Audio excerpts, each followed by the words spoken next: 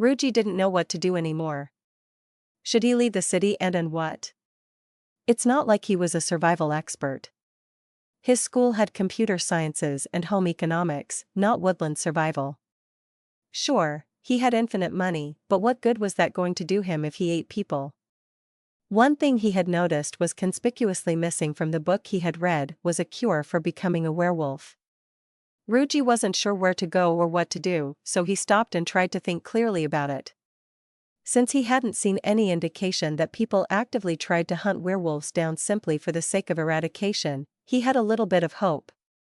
There wasn't anything in the bit he read that said he wouldn't be either. He cursed himself for freaking out and losing his chance to read the rest of the book. He wasn't exactly in a position to just go back and read the rest of the book. He really didn't have any leisure time remaining. Ruji decided that he would just have to wrap all his affairs up in the city and go traveling for business reasons. It was really the only way he could see to go. He would leave enough money in various places that he could afford to travel, and he would get a map of the local country or kingdom or whatever, and he would pick a destination. He would say that he had to go there and would pass the time of his transformation in the woods or the wilderness or whatever. In the woods? A sudden realization hit him. He had been attacked by a werewolf on their first transformation cycle. He did vaguely remember that first night had been a full moon. There was another werewolf in the area, maybe even in the city itself. He wondered briefly if the people were safe around a werewolf after their first transformation. Would they know? He had to stop himself from that line of thought. He had to get himself settled out and leave as soon as humanly or elvenly possible.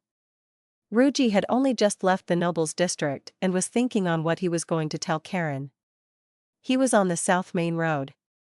The main road was split in 3 directions, pretty much right in front of his master's shop, potions and such. The South Main Road then split into the East and West Main Roads.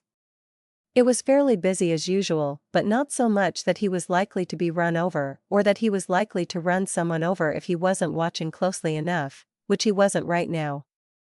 Because it wasn't one of the busiest times of the day and foot traffic wasn't that heavy, he was surprised when he found a set of feet headed right at him. He tried to adjust his path to avoid theirs, but they adjusted to intercept, and he was forced out of his thoughts to look up and see why. There, coming towards him, was a dark elf woman in a rather brazen outfit. She certainly had the looks for it, but the cut of her skirt didn't leave a lot to the imagination, and her top was little more than a sports bra with a few buckles holding the center together. What finally sparked his memory that he had seen her before was the pair of huge meat cleavers tied to the belt at her waist. Where had he seen her before though?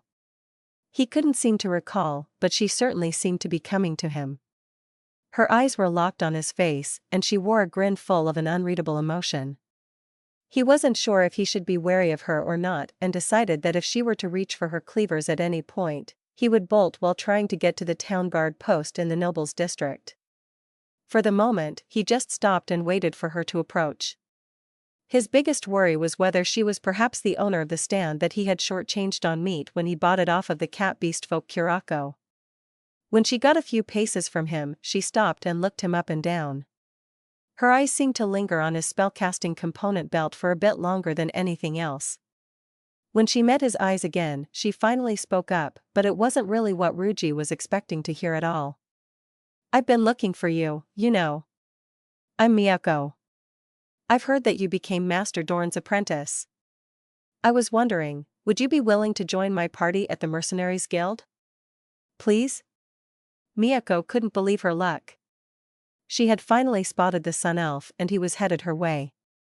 He wasn't turning away or ducking down an alley, just walking straight up the road with his head down in apparent thought.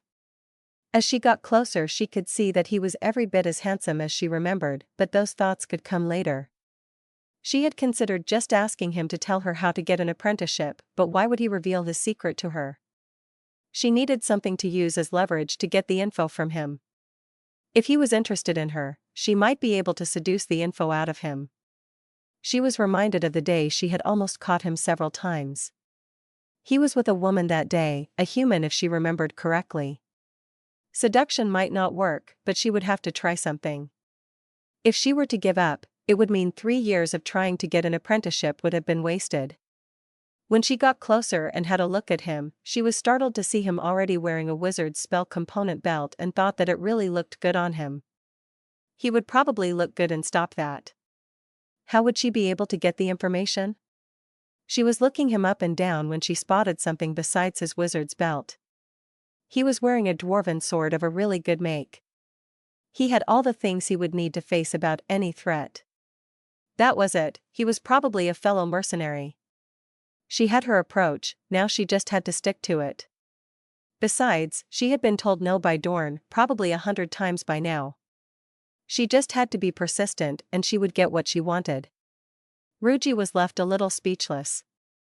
Here was this woman he had never actually met claiming she was looking for him.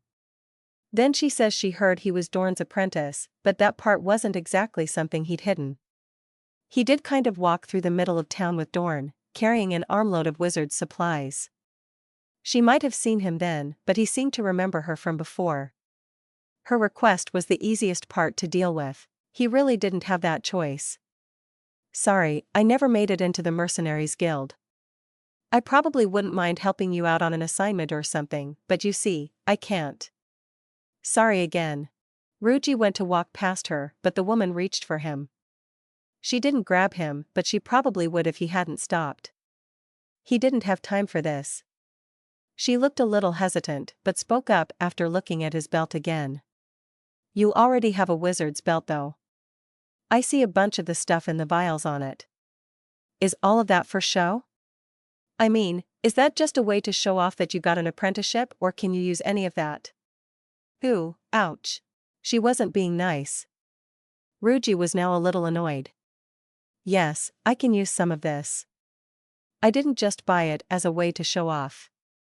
I'm not the kind of person who enjoys showing off just to get attention. If I wanted to do that, I have a lot more ways of doing it than wearing a belt. Miyako smiled internally. If she could rile him up, maybe she could make him say yes, just to spite her before he realized it. I don't get it then. You could easily get into the Mercenaries Guild just knowing wind magic. What's stopping you? Too scared? Ruji was momentarily indignant at her statement, but then he realized she was baiting him. There was a smirk, but also a slight look of hope. Still, he knew there was more to the whole wind magic thing than Dorn had told him. Oh, really? And just what is it I could do as a wind mage?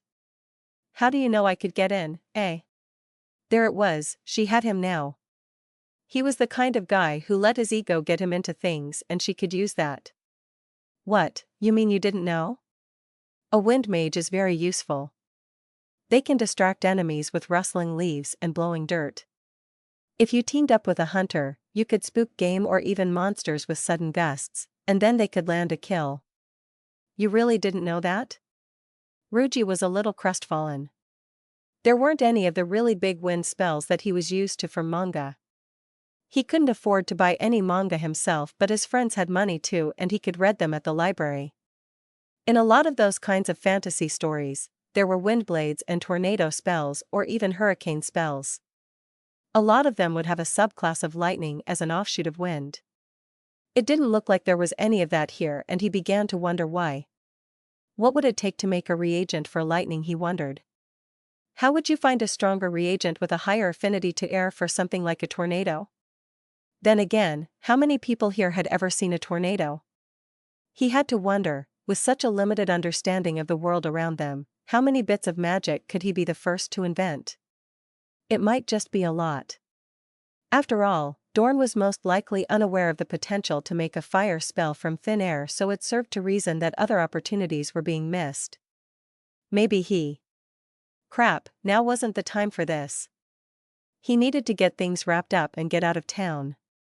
He needed a way to put her off for a bit first. I see what you mean. He got a smirk so he could play along and then ditch her. I might just do that if it's that useful. Heh, I guess you really do need me. Well fine, I'll think about it, but you're going to have to wait 5 days. I've got something I need to do before then. I'll meet you at the Advent Mercenaries Guild in 5 days. Miyako was elated. She had managed to goad him into joining her party so easily. She just had to wait 5 days? Why did she need to wait that specific amount of time? Also, was it really that easy? Had she really gotten him to do what she wanted? Something felt off and she decided to follow after him and see where he was going. She just had a feeling like Ruji was walking away when he realized that she was following him.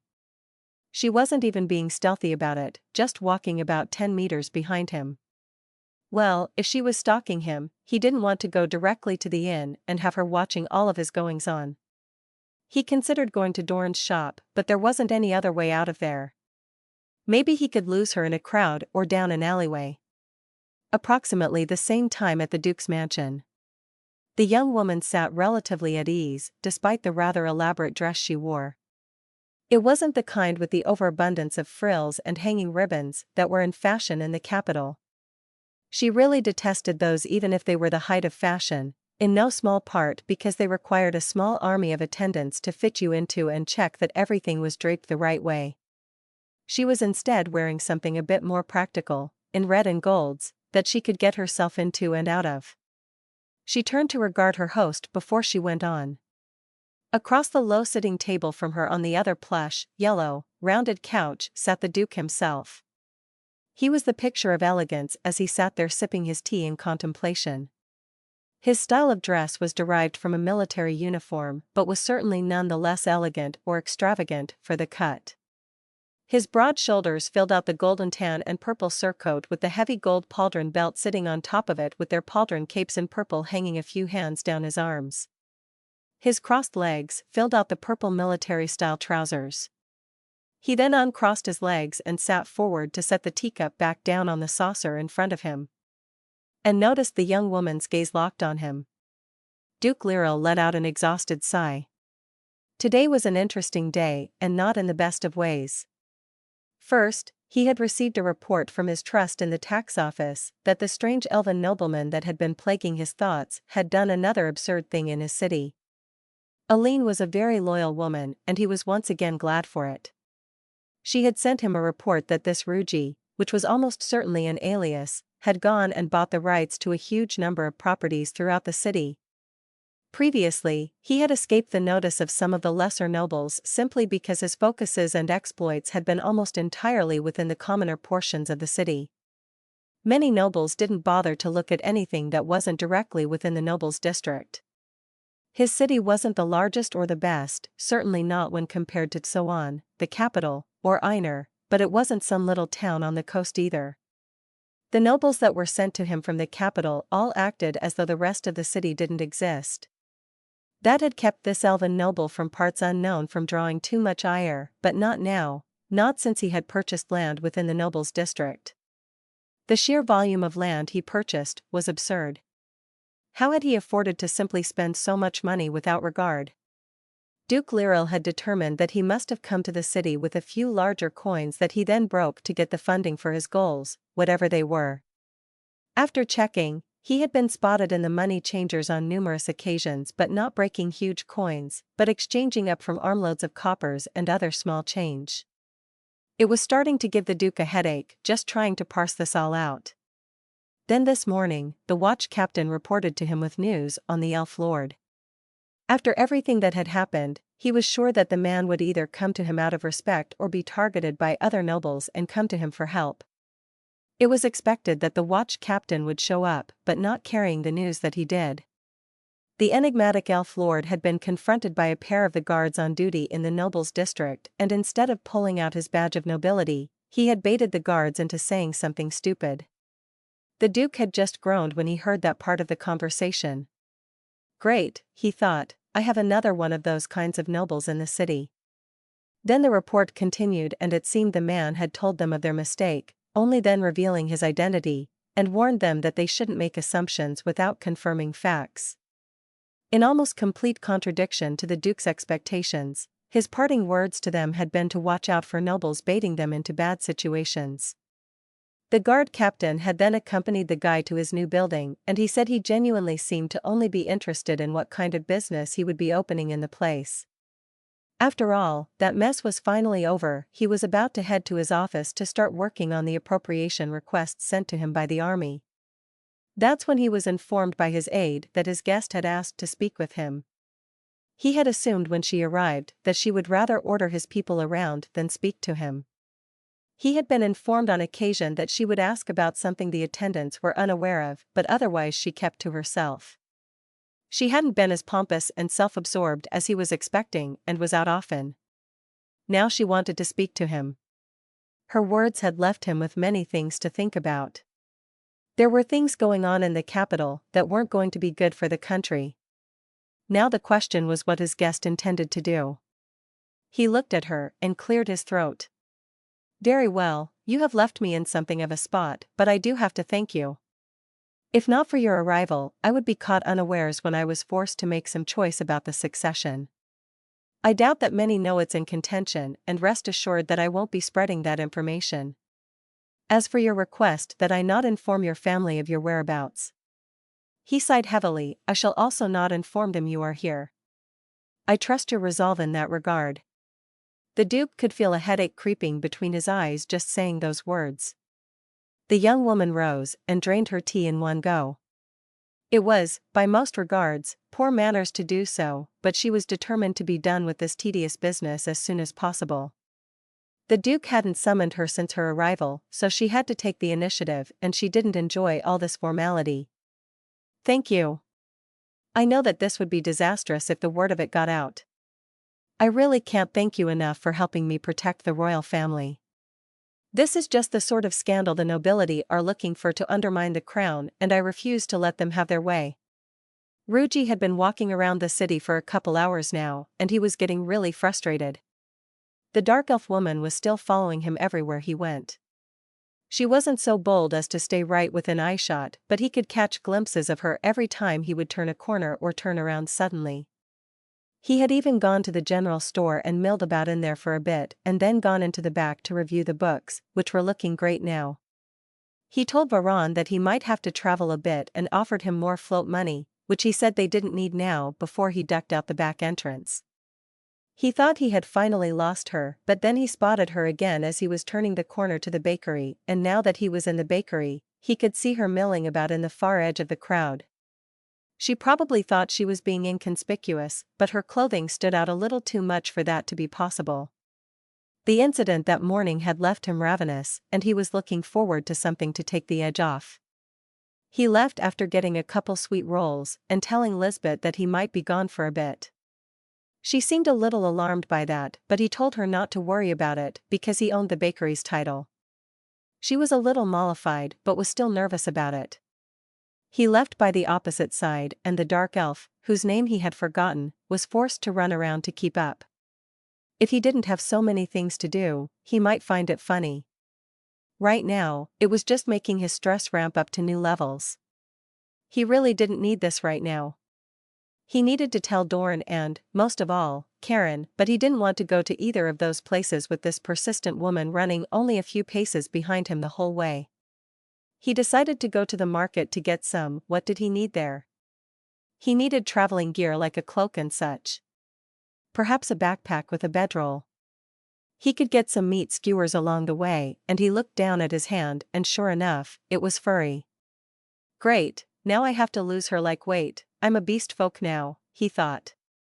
Time to double back and get some meat skewers and munch. Oh, for the love of, fine, I'll go looking for meat skewers. Miyako was furious. He had done it again.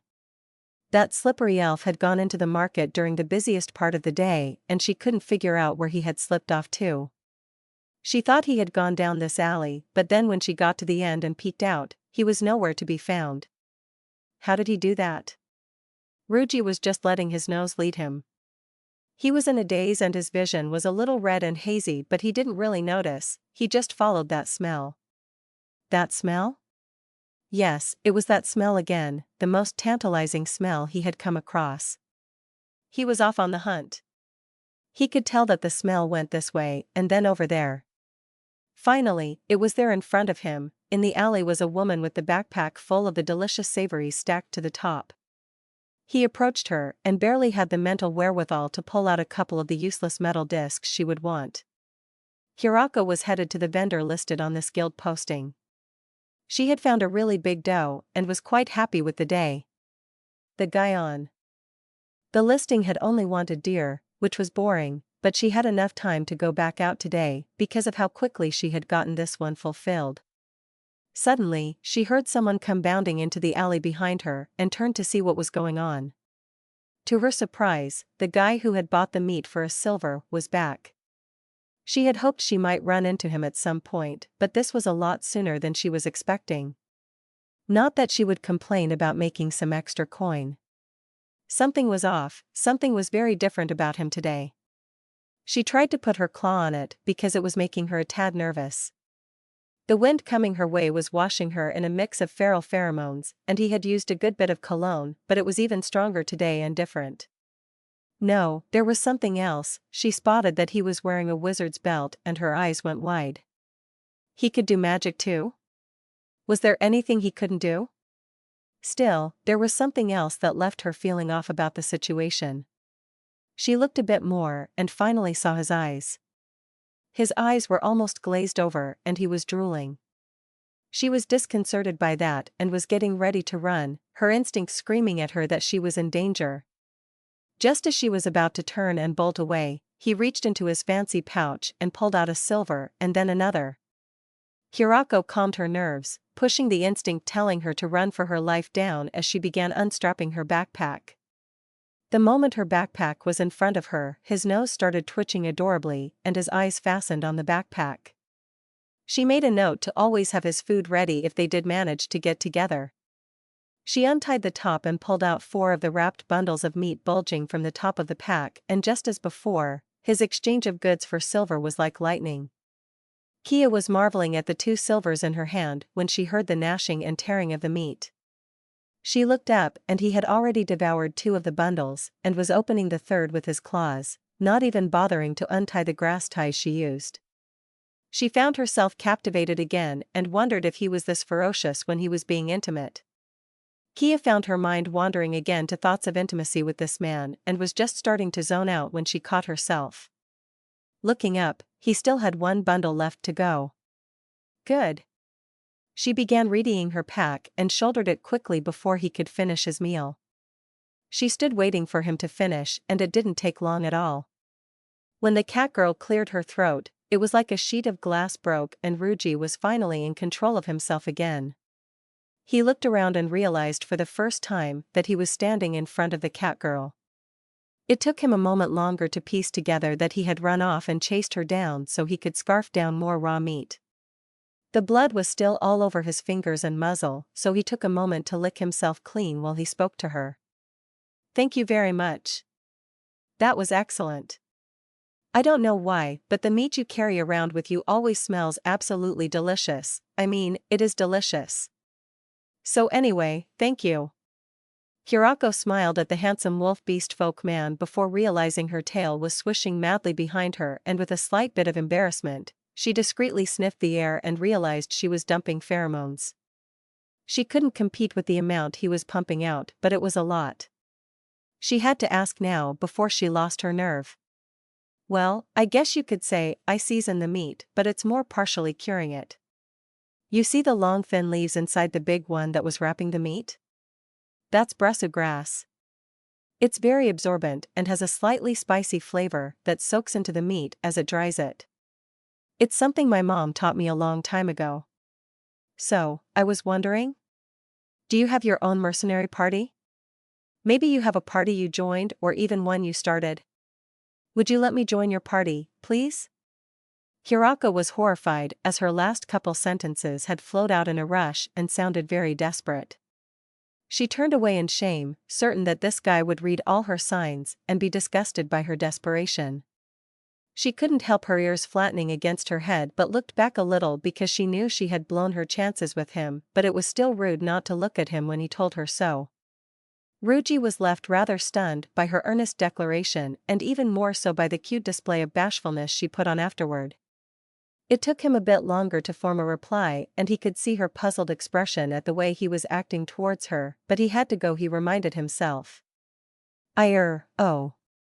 Yes, I mean no, I don't have a mercenary group I am a part of.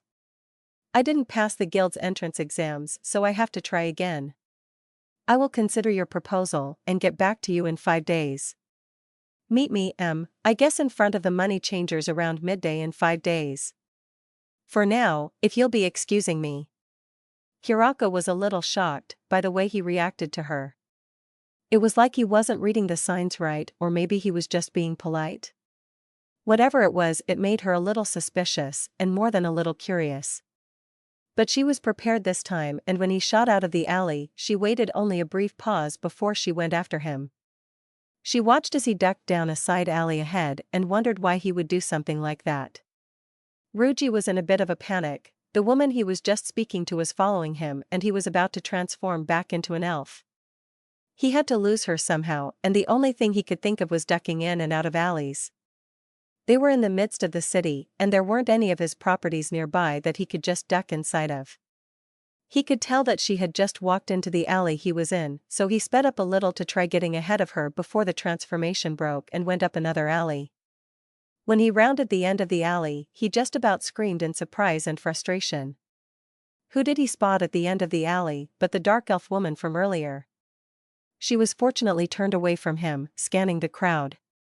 In fact, she was probably still looking for him. Now he had to get past her too. Great, just great. He could tell that his transformation wasn't going to last too much longer. Maybe he would have enough time to get by her and then duck back into the next alley over. He started towards the end of the alley at a hurried pace, and just as he was afraid of, the woman turned to look at him. He didn't pay her any attention, and she was just about to turn back around when she looked at what he was wearing and suddenly turned fully around. Crap. Ryuji tried to act like he didn't notice her or wasn't paying her any attention, but she was making a beeline for him now. If he could just brush past her before the cat beast folk caught up with him, he could try making a break for it in the crowd. Suddenly, he heard the sound of footsteps from the alleyway behind him. Oh, just great, she was following him that closely. He had to break past the woman who was angling directly for him. His concentration was on the woman coming up the alley behind him when he heard a gasp from the elf in front of him and then a hissing yelp from the woman behind him. When he focused on the elf woman, he saw that she had stopped and was staring at him with wide-eyed terror. Ryuji knew exactly what it was about, but felt of his finger with his thumb and confirmed, great, no fur. Ryuji stopped and stared at the dark elf and waited for her to react while he listened to the catgirl who had stopped a little way behind him. They both started forward at about the same time and walked towards him slowly. The dark elf had taken on a slightly contemplative look, and Ryuji knew that he wasn't going to be able to brush this off. He turned a little and backed up until he was leaning against the wall. The catgirl, despite being farther away, made it to him first, because she was practically jogging. She came to a halt right in front of him and began looking him up and down. The dark elf walked in front of him then and seemed like she was having a hard time ripping her gaze away from him when she spared a glance at the catgirl, but after only a second and a scowl her gaze was back on him. The catgirl flicked her eyes towards the dark elf just in time to see her looking her way, and her ears flattened and her tail bristled, but it only lasted until she looked back at the sun elf in front of her the next second. There was a long pregnant pause, and then a flood of questions poured forth from both women. Miyako, so, that was you that day in the alleyway. Hirako, you really are an elf? Did you know you were eating meat? Miyako, how long has this been happening? Hirako, is this your actual form or are you really a wolfkin? Miyako, what's your relationship to this girl or the other one I saw you with?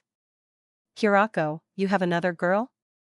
Ryuji couldn't make any of it out with them talking over each other and was going to stop them when he was hit with the same question from both of them just slightly out of sync. Why didn't you tell me? He suddenly felt his face heating up. He remembered this one time he had been caught by his mother stealing a chihuahua out of the refrigerator and how ashamed he was. This was the same feeling. He had been caught in a lie right between them and there was no dodging this. Ryuji yelled at the cat beast folk and dark elf to get them to back off so he could explain. Okay, I get it. I just have to finish up some things and leave the city as soon as possible. I don't want to be here in 5 days, well 6 actually. I need to have all of my stuff wrapped up by then and be elsewhere. I can't join either of your parties because I'm cursed. At the mention of parties, both of the women flashed the other a glare before looking back at him. Miyako was the one who replied. She suddenly got a contemplative look on her face as she watched him. So, this is another case of the wolf curse. I thought that was what this was, but I didn't know for sure. Oh, this is your first cycle having wolf curse, isn't it? You're trying to get away so people don't find out. Ruji would have called it lycanthropy, but that was almost certainly the same thing. He shrugged with a sheepish look, figuring that if he was going to get in trouble for it that he was already caught. I just don't want to hurt anybody. I read that a werewolf loses control of themselves and attacks everyone on their first full moon. That's in. Hirako jumped into the conversation as realization dawned on her. 6 days. Sorry. She looked a little bashful about shouting all of a sudden. The next full moon is on the night of the 6th day from now. So, you said 5 days to beat the 6th day of the curse. But that means. Miyako folded her arms and picked up where Hirako trailed off. That means that you had no intention of joining me in my mercenary work. Also, if I heard you right, you said you couldn't join either of our parties. I'm guessing that you told her the same thing you told me. You know, you really shouldn't tell a woman something you don't mean, it's liable to upset them. Ruji looked sheepishly down at his feet. Look, I feel bad for deceiving you, but I didn't want anybody to get hurt. I could become very dangerous on that day, and I can't stand the idea of what might happen if I'm still in town when that day comes. I have to go. His last words came out as barely a whisper.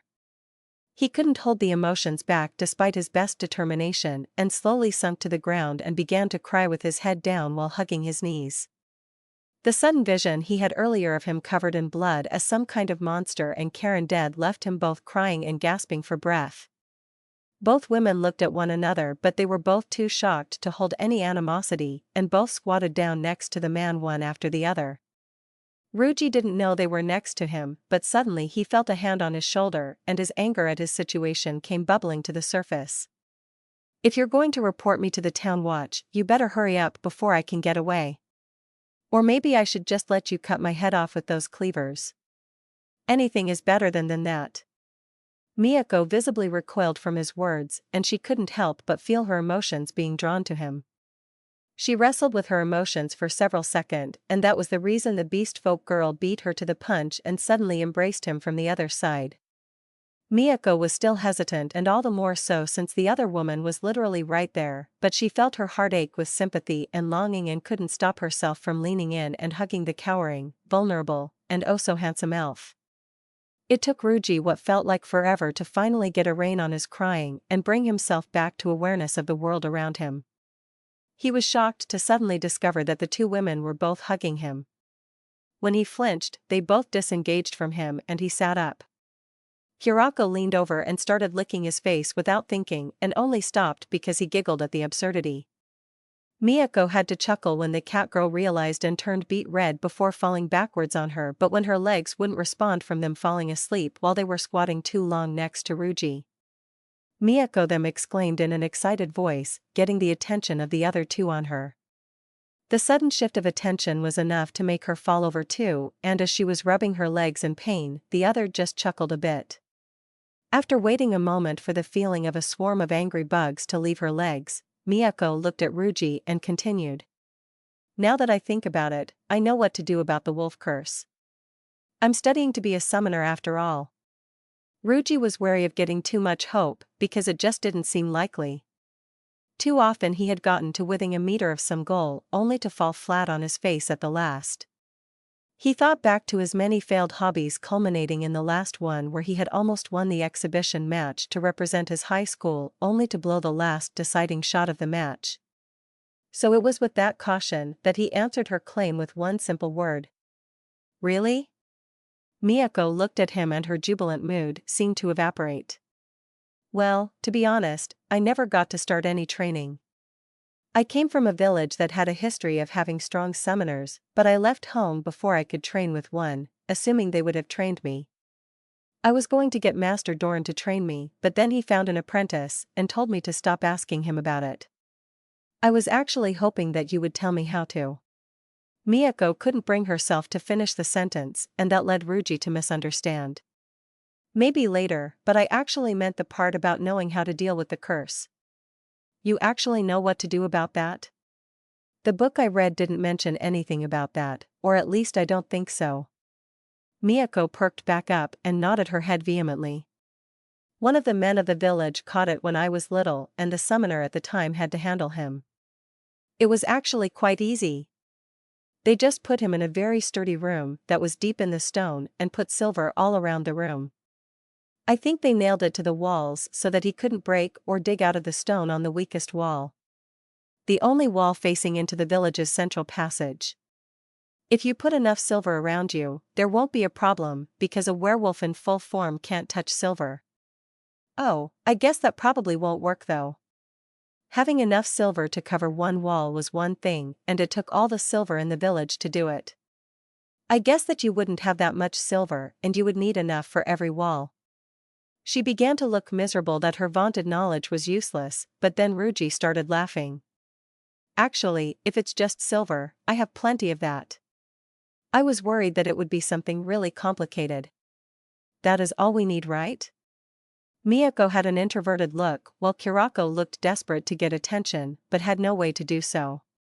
After a moment, Miyako replied with a look of worry forming.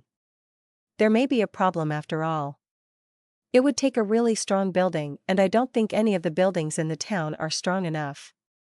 These buildings are made of melted stone, but the ones in my village were literally carved from the rock of the mountains. Werewolves are very strong in their full form and could probably break through one of these. Actually, you wouldn't need a whole building. Just one very strong room should work. The problem is where to find one that's strong enough. I'd say you could have one built, but not in 5 days. But where? Kurako looked down too, but then she suddenly got a big smile. I know where we can find one. Well, it's not actually a room, but it'll certainly hold you. You see, the guild has a pair of huge cages for capturing wild monsters alive.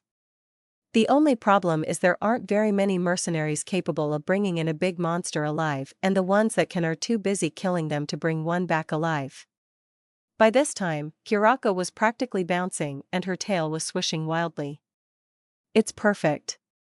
The guild never uses the cages, and they're too big to keep inside, so the hunters of the guild put them in a warehouse near the guild building. It's always locked, but I can get the key because I'm a hunter and nobody will even be looking for it.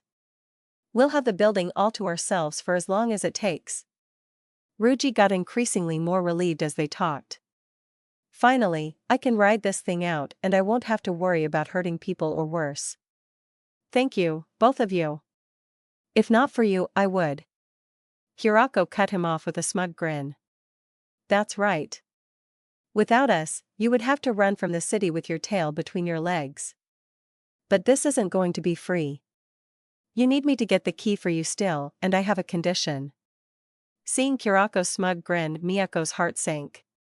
She had already given up all of her information and was left with nothing to bargain with. Then Kurako went on surprising her into stunned and tearful silence. If you want my help with the cage, then you have to form a party with both of us in it. I won't help you unless you become a mercenary and bring us along on your quests. Ruji was left speechless too. He was going to become a mercenary. Not only was he going to be a mercenary, he would already have a party. And as if that weren't enough, he was becoming some kind of anime protagonist with a party full of girls. Ruji could find no real reason to object to the terms except one. The only thing that he could see as a problem with the arrangement was that he would be in a party of 3 where he was the only male, and he was worried that Karen might be upset with him over it. He gritted his teeth and got to his feet in determination. He would have to live with the consequences, even if it did hinder their relationship, because it would keep her safe from him at his worst. At least he hoped it would. With a plan set, the 3 of them chatted about what type of work each of them did, or in Ruji's case, what type of magic he had learned. The beautiful dark elf, Miyako, explained her work with the Mercenaries Guild. I just do the standard job of killing monsters and menaces. Simple stuff on my level like a few goblins or wolves. Although, I did do one quest for a few wolves, and it ended up being a whole pack. That one paid really well, but I got sick after that and couldn't work for a while. She then got a very depressed look, and he almost wanted to give her a hug when her ears actually drooped. He wondered briefly if his own ears drooped like that when he was depressed. I just wish I were good enough to advance my ranks and tiers. Unfortunately, not everyone has the skill to just fly through every quest assignment. Sorry, let me see, where to start? Well, since I already mentioned it, every member of the Mercenaries Guild is given quests, and they have to complete them to the standards of the guild to advance. Kurako chipped in with her whiskers twitching happily. In order to advance in the guild, a mercenary has to take on one quest assignment per 8 day, unless they're still out on a quest. Sometimes an assignment takes longer than others, and the guild won't hold that against you. In fact, if you can show that the issuer of the quest knew that the quest was going to take that long before they posted it, they often have to pay you more and get sanctioned by the guild for it. Miyako shot the orange, black, and white cat beast folk a look of annoyance at being interrupted. She could tell that the other woman was interested in this guy as much as she was, and put extra vitriol into her glare. She was incensed to note that it was promptly ignored and continued her explanation with more determination. Miyako put on her best scholarly tone as she vied for his attention. Advancement of any guild member is by tier, and each tier had 8 ranks. I myself happen to be tier 2. She said the last in an almost haughty voice, but then looked down sullenly. But it's not that great because I'm only a rank 7 in the second tier though. Ryuji got a very puzzled look. He was trying to figure out how that was bad, and Kurako, who was watching his face instead of studying her shoes, clarified for him. The tiers go up in number the higher you ascend in the guild. However, the ranks per tier start at 8 and go down to 1. So, you want to get lower in rank to get higher in tier. I'm only a tier 1, but I'm a rank 1. Hunters almost never get to go beyond tier 1 because advancing from one tier to the next requires a test of some kind. For mercenaries who kill monsters, it's easy. The guild just assigns them a monster that's harder than what they are used to facing, and if they can defeat it they go up to the next tier and start over at 8th rank. Hunters have a harder time though, because there really aren't many people who ask for harder game to be hunted. It's always rabbits, deer, or hogs. Nobody here seems to eat anything else. Miyako had a pensive look on her face as she spoke up. I had no idea it was so hard for hunters to advance.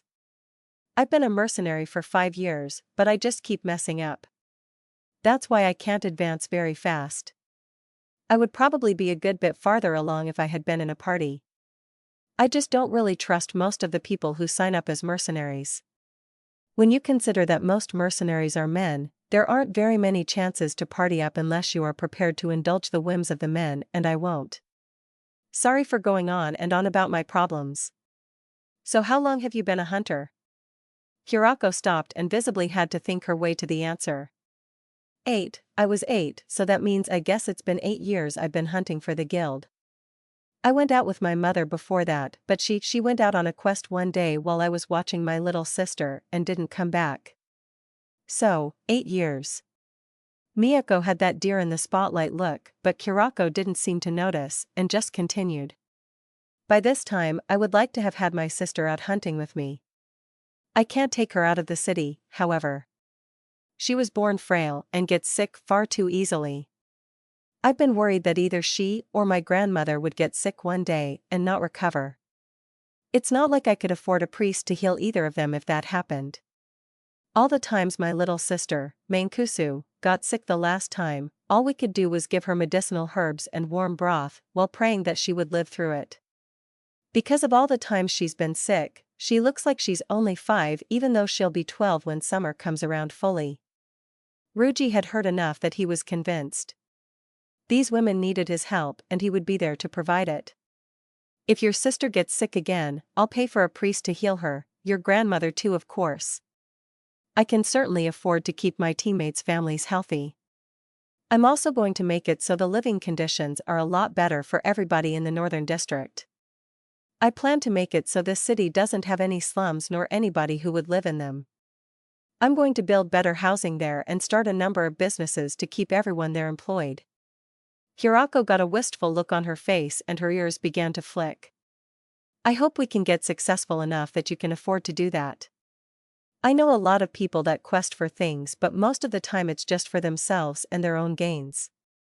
It would be great if everybody had goals like that to go questing for. Ryuji chuckled a bit and shook his head while walking. I think you're misunderstanding something. I'm going to become a mercenary because I want to get stronger and have more practice using magic. I'm going to do the remodeling of the northern slum district and start the other businesses whether I get into the mercenaries guild this time or have to keep waiting. I already have 15 businesses that I either run or am partnered with. Both of the women stopped and stared at him. Ryuji noticed a few steps later that they had stopped and turned around looking between the two bewildered women. He had to laugh a bit at the faces they were making. I'm not broke, no. I have a gift with money, but I won't let that define who I am. I can still do more. No, I will do more with my life than sit in a big pile of money and lord over everyone else. Hirako seemed to be on the verge of some revelation, but then Miyako broke the silence. So, the wizarding thing was just you paying for lessons? I can't believe that stubborn old Raff. Ryuji shook his head and turned around. When he started walking again, the other two ran up to keep abreast of him. No, you have him wrong there. I almost made that mistake and Doran chewed me out for thinking I could buy my way into an apprenticeship. I had to earn that with what I knew, and it was, fortunately, enough to impress him. I did get a promise from him that once my apprenticeship is up that he'll seriously test the people who come to him asking for an apprenticeship from now on. Miyako just about had a heart attack on the spot. That meant that she only needed to find out what kind of information was important to become a wizard and then wait the year or 3 it would take him to graduate from his apprenticeship and she could apply. By that time, she hoped that Doran would have grown accustomed to seeing her around and maybe even let her sit in on some of Ryuji's lessons so she could slide into the apprentice position smoothly. With a huge smile, she declared her intent. I've wanted to get an apprenticeship from him for about 3 years now. I can wait another 3 years if that's what it takes.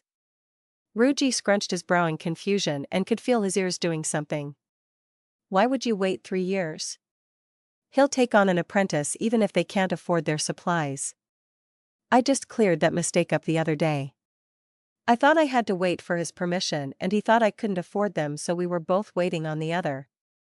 I don't see why he wouldn't be able to take you on when I finish my apprenticeship in a couple 8 days. He might not have the books and supplies built back up, but it might be a little while before you can use them anyway. When his words finally registered, Miyako was almost certain that she had a heart attack. How long did you say again? You just said you were going to finish your apprenticeship, right? How long did you say? Hirako looked at her with confusion written all over her face. He said it would be a couple of 8 days. Why, is that a long time? Miyako looked at the two incredulously before answering in a shriek. No, that's not a long time. That's a ridiculously short time. There is no way that you can finish an apprenticeship in that amount of time. You only became Doran's apprentice a few 8 days ago, right? You do know it takes years to get good enough at controlling magic to cast spells, right? Ryuji shook his head and chuckled again before continuing. I thought you knew from your statement about wind magic. I can already cast spells. I can cast far more than wind spells too. I'm working on getting all of my glyphs down so I can train in the 2nd and 3rd tier spells and beyond. I'm also studying the materials I bought on enchanting glyphs and summoning glyphs. I may work on my enchanting a bit more than my casting, but I'll probably leave the summoning to you. Also, you do know that Doran is pretty terrible at summoning, right? I mean, he summoned a rabbit to show it to me and the thing pretty well trashed his shop. This time both women were left pretty much speechless. Miyako was having to try to force her mind through a reset due to overload. Hirako was a bit better off, but even she was suddenly having a realization. The party she was about to join would be among the more powerful in the entire guild. Both women had assumed that the guy, casually commenting on his ridiculous magical aptitude in front of them, would be using the sword at his hip to join their party. Instead, it became obvious that he intended to join the guild using magic as his weapon of choice. Only a small number of mages joined the mercenaries' guild, and they were usually those with personalities that made them unsuitable for the warfront. Even then, the parties that formed around such people tended to be incredibly powerful. The people who grouped around them tended to have to fan their egos to keep the party together, or worse. How had they managed to luck into meeting a guy like this? How had they managed to luck into forming a party with one of the only decent wizards in the city, or maybe even the country? All musings were cut short, however, because they were in front of the mercenaries' guild now. In spite of having 1,000 questions, neither of the women voiced any. In some part of each of their brains, they were suddenly afraid that someone here at the guild would swoop in and take the mage out of their party right in front of them, like some bird of prey striking its kill from out of nowhere. Ruji walked through the massive reinforced wooden doors of the mercenaries' guild hall and over to the now empty counters near the doors leading into the back training area of the guild hall. Upon walking into the guild hall, there was an open area that was wider on the left than the right. This was the area where the quests were posted on the left wall. Just past that, there was a series of counters. The counter with the 3 arches closest to the entrance were for taking and turning in quest assignments. Those were followed by a counter that stuck out farther from the wall with a pair of arches for more complicated matters. Ruji was headed for the latter pair of arches so he could register himself and his party. When he got to the counter, there was nobody manning either, and the clerk at the quest window or arch closest to them said she would get somebody. As Ruji waited, he looked around at the rest of the building. The right side of the building was given over to a bar that Ruji had never been in. The bar was mostly open, with columns supporting the second-floor apartments and offices above it. The stairs for the second floor were to the right of the service counters, along with a pair of doors, one to either side of the stairway. Ruji could see a landing at the top of the stairs, where a few of the mercenaries were talking and laughing. Ruji's quiet observation of the guild hall was interrupted by a soft coughing sound behind him, and he turned quickly to face the clerk who was patiently waiting. As Ruji turned, he recognized the beautiful face of the young clerk girl that had helped him the last time he was there almost a month ago. He couldn't quite remember her name and could tell from the look she was giving him that they were having the same predicament. Ruji put his fist out in this world's version of a handshake as he reintroduced himself. Hello again. My name's Ruji, or at least it is until someone who knows me tells me differently.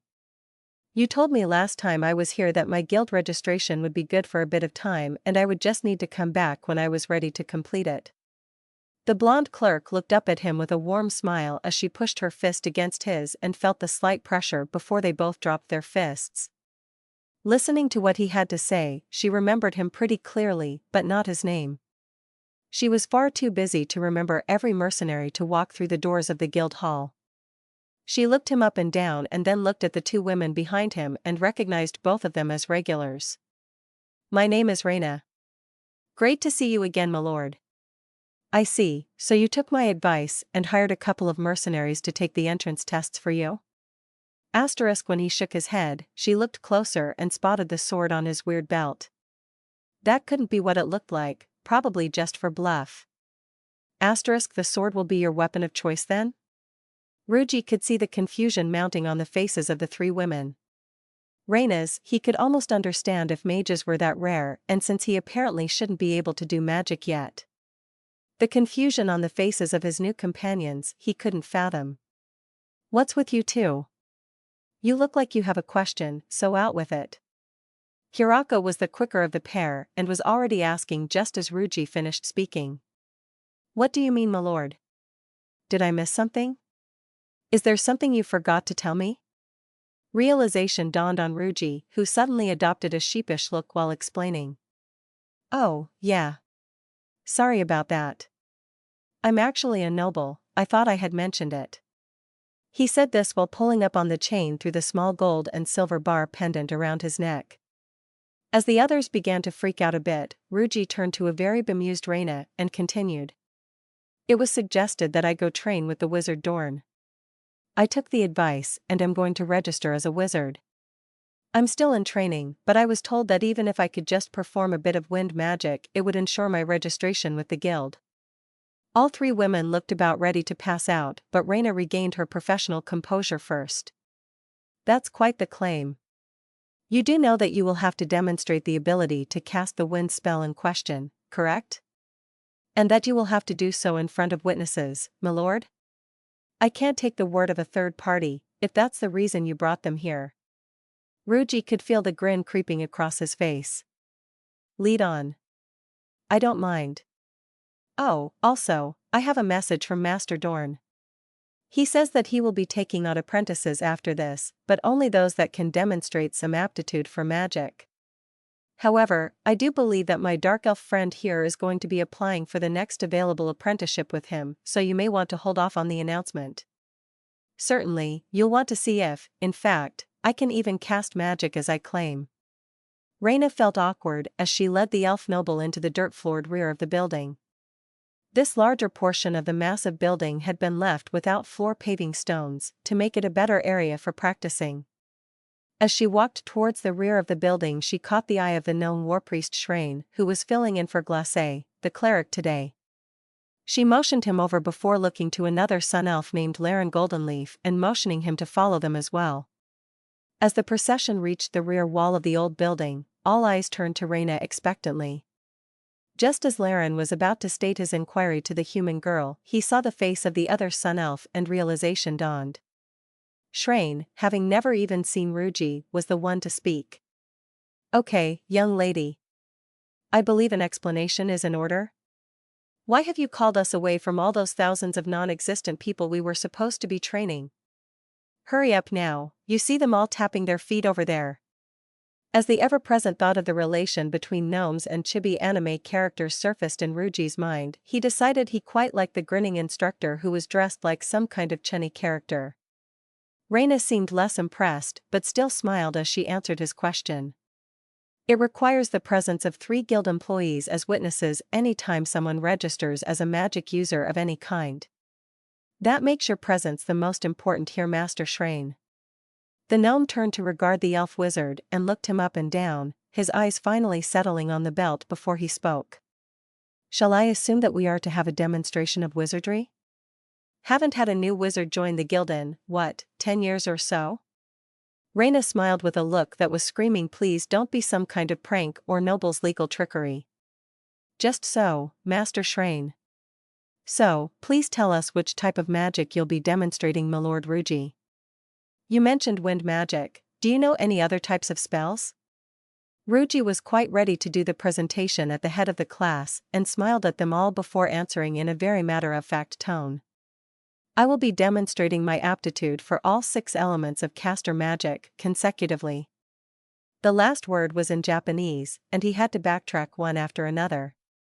A rather annoying and pompous voice called out suddenly from what Ruji knew was a tower of a meathead, who would undoubtedly be surrounded by a pack of moronic cronies.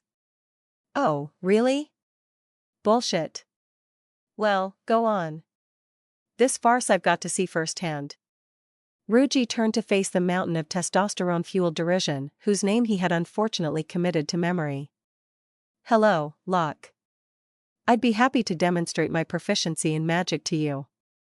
It was your suggestion that I should seek the assistance of Master Dorn, after all. Ruji concentrated to block out the chorus of jeers and sniggers as he popped the cork on his somewhat shallow and wide vial of powdered stone. Technically, for the first-level spell he was going to perform, he could have used plain dirt.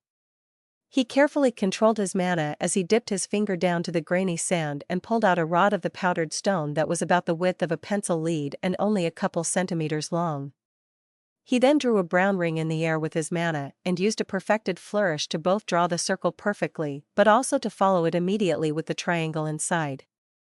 It took him less than 3 seconds to draw the central symbol for Earth and all the associated glyphs to set the range and effect of a raised mound of dirt a meter high. By the time Locke looked back at the party, he realized that the elf was looking at him while actually drawing a proper magic circle in the air. His laughter died in his throat as he suddenly realized his peril a moment too late. The brief hesitation where the disbelief of what he was seeing caught up with reality cost him the chance to avoid the spell.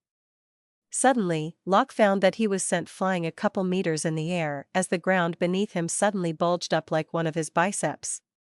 Locke pulled his face from the dirt of the training floor with a slight ring in his ears.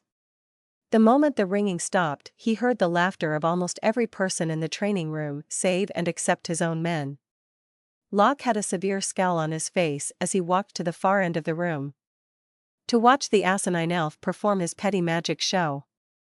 Reyna was worried about the fallout from this incident, but what could she do to stop a noble anyway?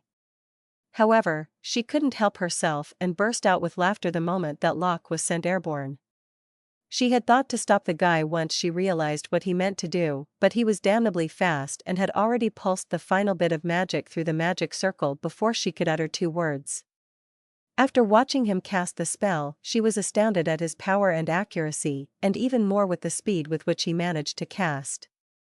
Plus, she really hated Locke, same as most people in the guild did. Shrane was doubled over laughing while Laren shared a more reserved chuckle and spent the rest of his time studying the elf noble whose casting form was almost flawless. He wondered how such a person could have passed out of the guild hall before, without demonstrating their ability.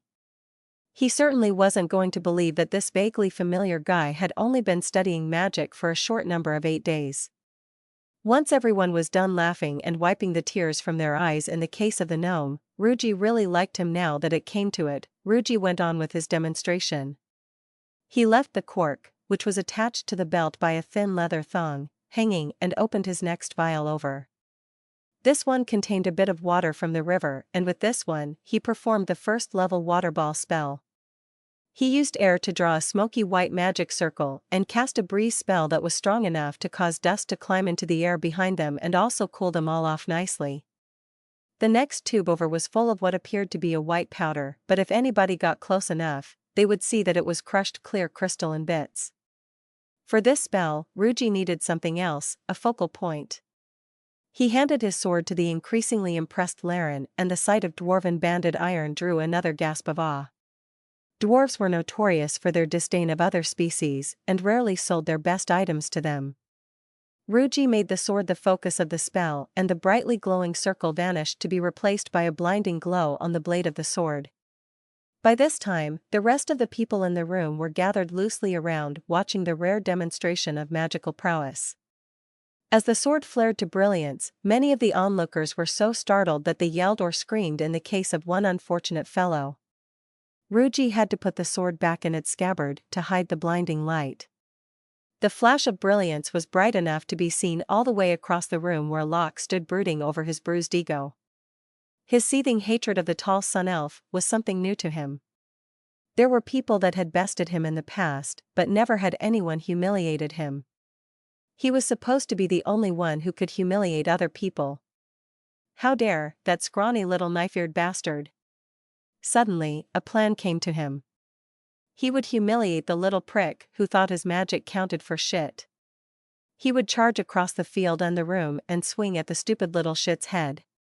He would use a blunt sword, but he wasn't going to hold back either. He figured there was an even chance that the little shit would abandon his fancy magic tricks and pull his sword, which Locke would then break, and maybe his hands too. If he didn't, Locke just might have a training accident where he happened to crush the skull of the little prick. With all the time he would have to defend himself, he couldn't say it wasn't training in battle preparedness. Locke grinned wickedly as he told one of his confederates to hand him the blunted training longsword. The guy just chuckled cruelly as he saw the direction Locke was looking. Ruji opened his next vial, and this one was dual purpose. It was a fine powder of coal dust. First up, Ruji used his mana and cast a circle of fiery glowing red that culminated in a small gout of flame shooting a meter from his outstretched hand. Technically speaking, this should have been a second-level spell, and the war priest didn't miss that either. Ruji had figured out the methodology of glyphic shorthand but didn't realize anybody else there would know. The next spell used the same powder, and Ruji had to wipe his finger on his dampened rag to get the previous coating of coal dust off of it first. As Ruji withdrew the thin rod of black powder and began writing, he noted something strange. The circle was black. It should be black, because this was going to be a darkness spell. However, this was also the exact same powder he had just used for his flame spell. It didn't flare to life only after he pushed the final infusion of mana. The flame circle started red. That meant that the mana was being influenced by intent before he ever drew the symbol in the center. This was information not mentioned in any of the books he had read so far. They all said that the glyph in the center determined the magic, but this experiment had proven that mana took intent into consideration from the outset of a spell. As Ruji was finalizing the last of the glyphs of the magic circle, he noticed a fast movement in his peripheral vision and spotted Locke rushing towards him from the other side of the room holding a sword. Ruji smiled as he cast the spell, and the entire area was shrouded in a cloud of inky black fog. Without missing a beat, Ruji stepped slightly to the side of where he was and wiped his finger on the rag. In one quick motion he dipped his finger into the first vial and withdrew the powder on his finger, which transitioned smoothly into a meter-wide magic circle glowing brown, but he had to mana flare to correct its edges. Ruji followed this with a smaller circle and saw it wasn't aligned, so he briefly flared his mana again before drawing the pentagram inside the now perfect circles. The bellow of rage gave Ruji the perfect targeting medium and he drew in his glyphs in under 4 seconds.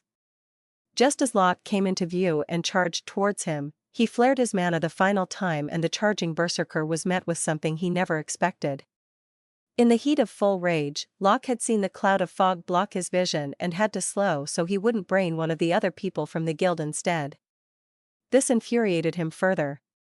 Then he spotted the sneaky little shit and it was on. He charged as fast as he could, hoping to make his attack before the shit cleared out of the air. Suddenly, he found his arms and, a fraction of a second later, his head rebounding off of an unyielding surface.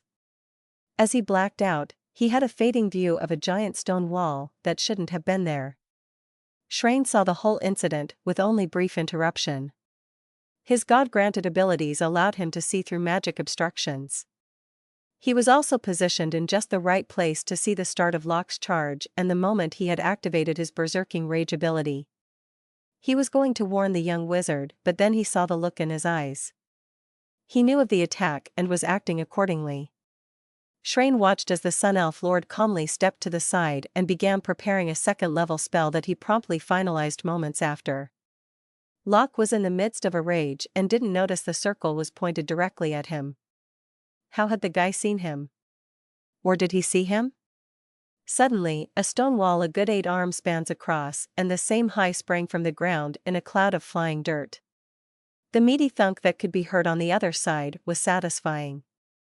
Shrain began praying for a spell of immobilization for when the lug rounded the corner of the wall, but he never did.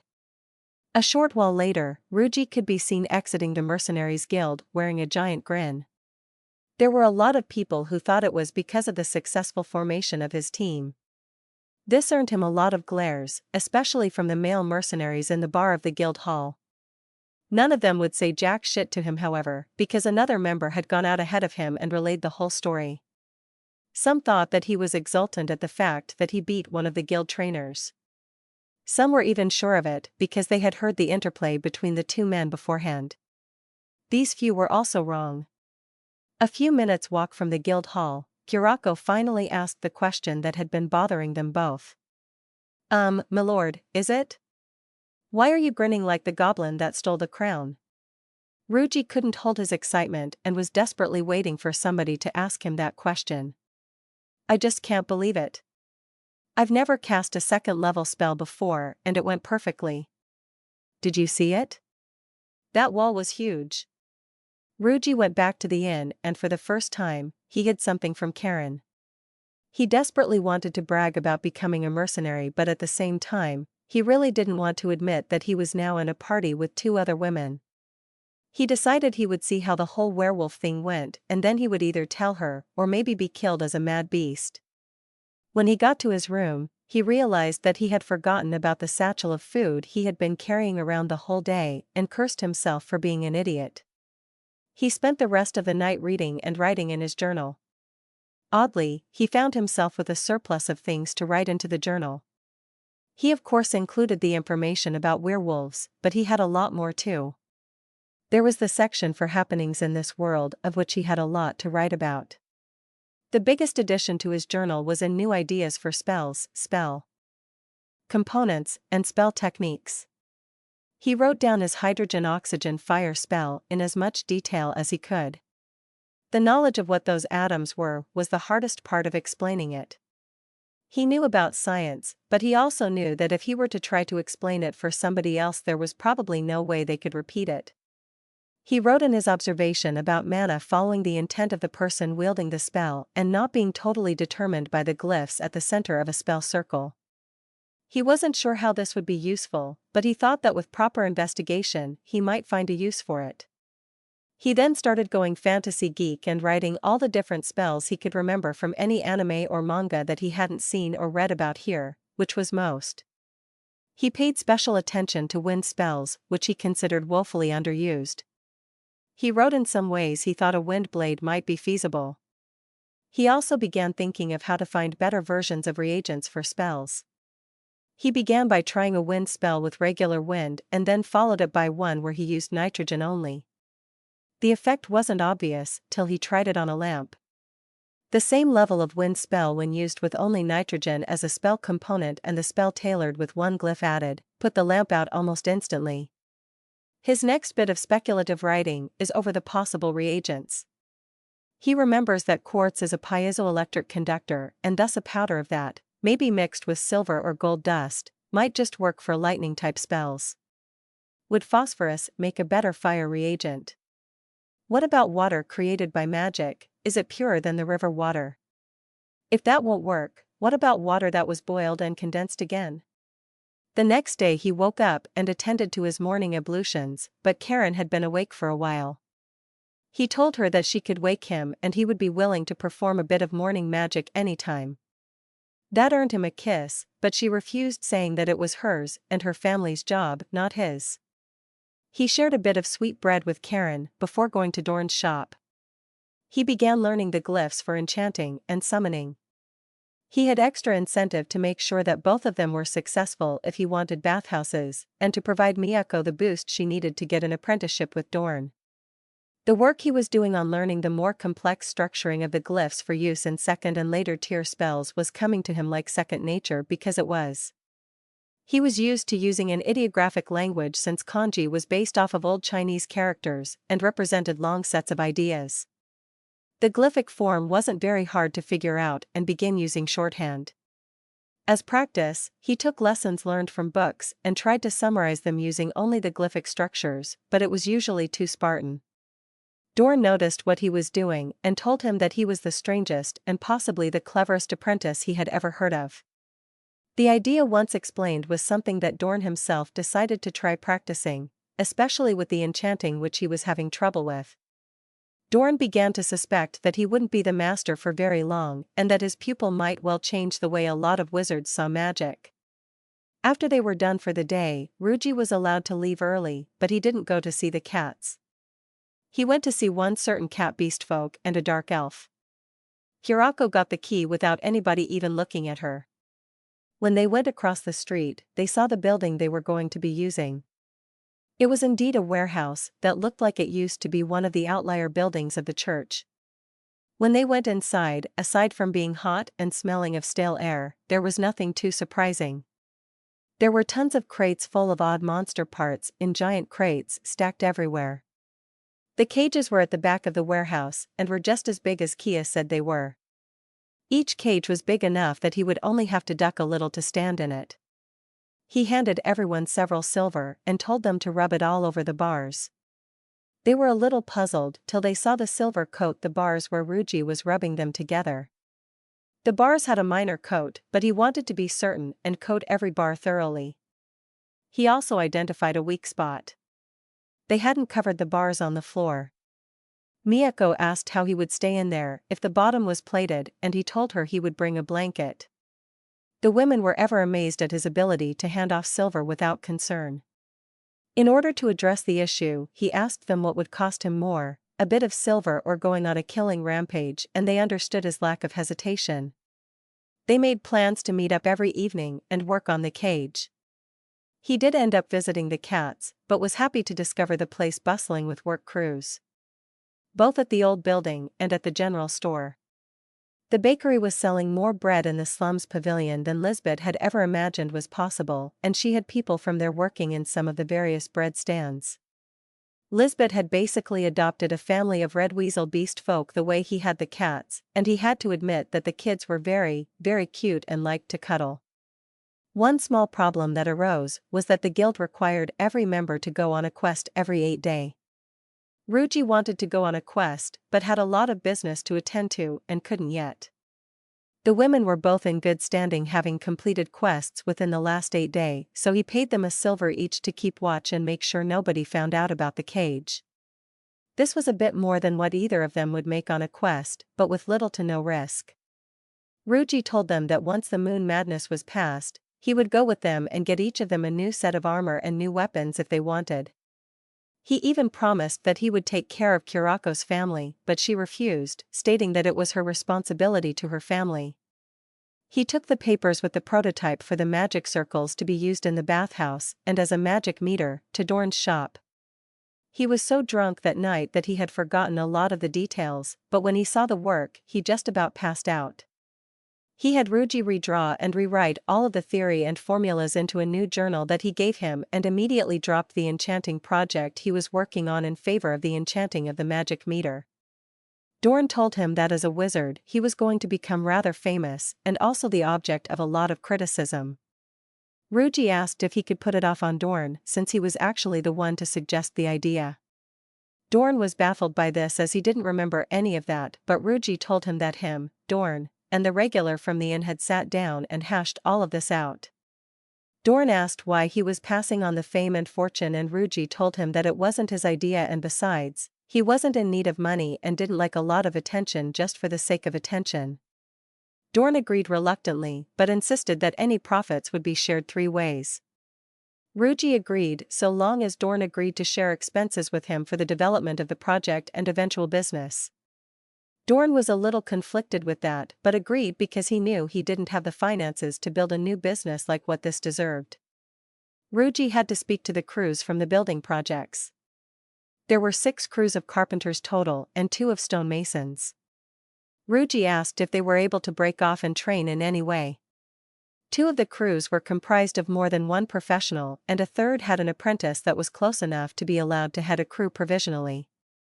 One of the crews of carpenters actually had 3 professional carpenters in it. Ruji bargained with them to take on beastfolk for their crews. The answer was flat refusal at first, but then Ruji revealed his plans to work a lot in the slums and reform them. He then told them he would pay double for a crew that was training beastfolk and suddenly all but one old codger did a miraculous about-face. Ruji took a couple of the crews to the buildings he bought for the bathhouses. He dropped a single crew of carpenters at the place he wanted as a soap factory. The stonemasons he left to help with the buildings of the general store plaza.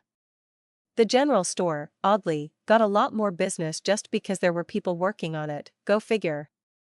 The day before the full moon was scheduled to appear, Kirako went out of her own volition and hunted 3 deer and a boar.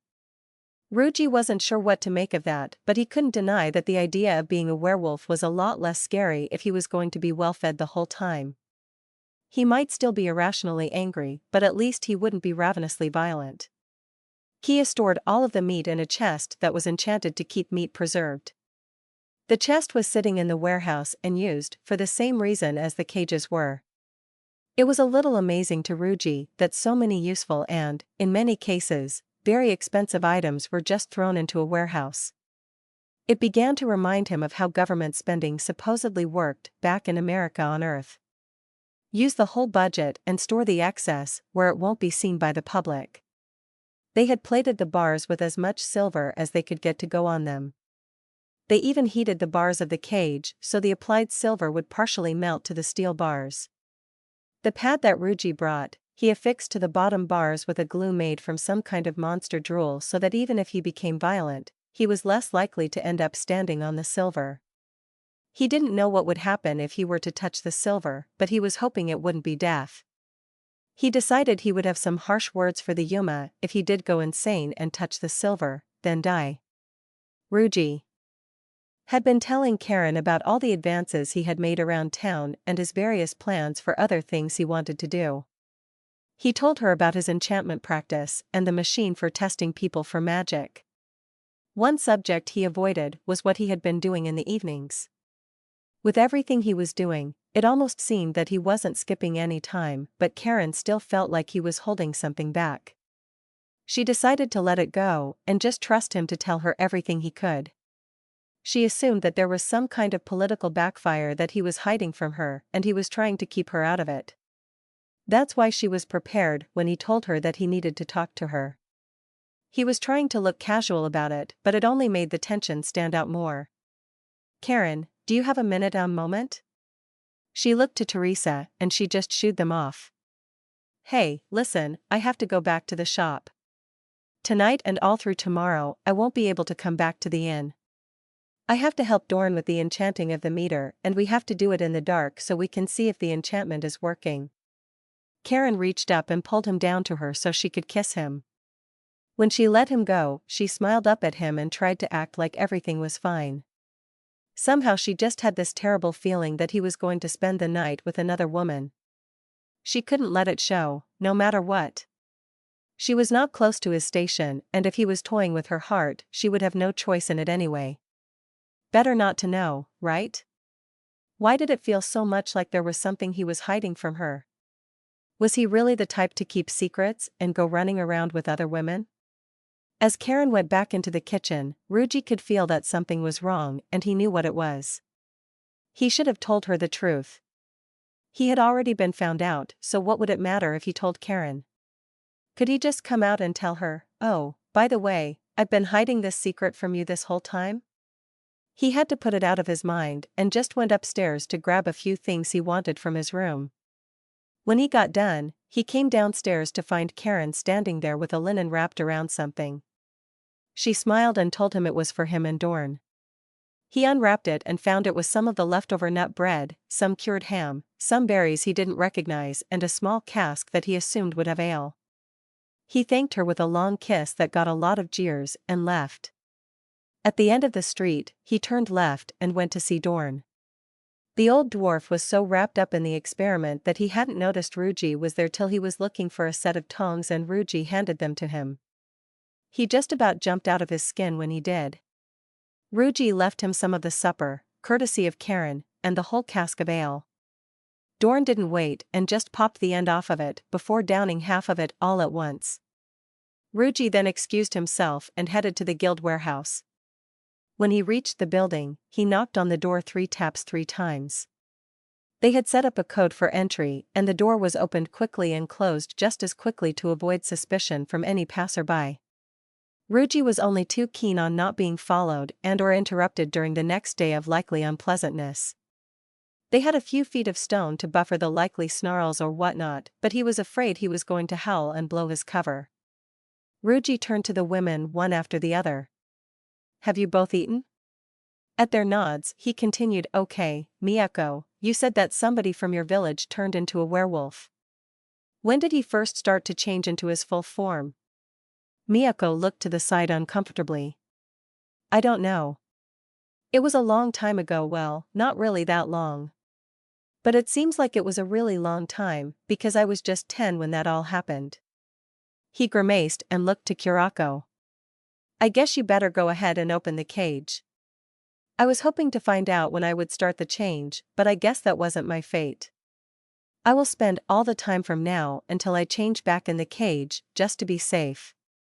"You brought the chamber pot? Good. It would really be tough to go for 2 days without being able to, well, go."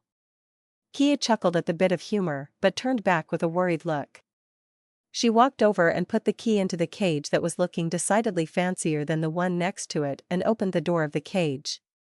Ruji ducked inside and sat on the pad of bedding glued to the bottom of the cage, before looking back at them. "Miyako, don't blame yourself for something you didn't know.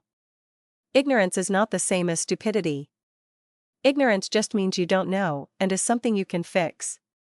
In fact, between the two of you, you'll have more first-hand experience with a werewolf than most people in the world. Enough that you two could write a book yourselves." Miyako looked decidedly better about the whole situation than before. Kurako was still standing by the cage door, hesitating. "Kurako, go ahead and close the cage. It won't do any good for me to be in here if the door is left open." "It's okay, I'm prepared for this." I may have to spend a considerable amount of time in this cage, or one like it. Kia closed and locked the cage, with a look of resignation on her face, her ears flattened, and tail drooping. Ruji looked almost cheerful, but both women looked dour. Don't worry so much. I'll be fine tonight. It's tomorrow during the day that I'm worried about. Ruji pulled out his supper that was so thoughtfully prepared by Karen and for the first time got a sad and worried look on his face. He replaced it with his cheerful one on purpose as he looked up, nibbling on some ham. Now, as we discussed, I want one of you awake and keeping watch all night. I brought the extra sleeping roll and chair. I figured that you could change out in the middle of the night. I've never been in a party where we would need to keep watch, but I kind of think it's important for this. It was decided that Kia would take the first watch and Mia and Ruji went to sleep.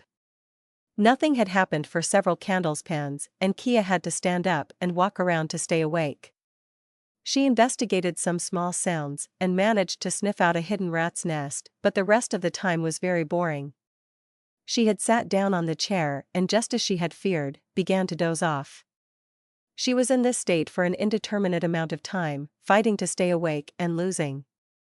There was a forest full of the smells of deer, hogs, and rabbits, but there was some other smell here.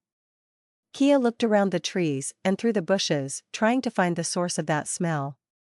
Suddenly, there was a growl and she turned around and there was a huge wolf standing only a few paces away from her. She screamed and fell backwards out of the chair and her dream. As Kia fought to regain her bearing, something else came to her attention. In the cage, Ruji had taken on his second form. He was there on the bedding, twitching and turning, and every few moments he would let out a low growl. She recognized the smell of the pheromones he was pumping out like a river and could feel her tail bristling and hair on the back of her neck and back standing on end.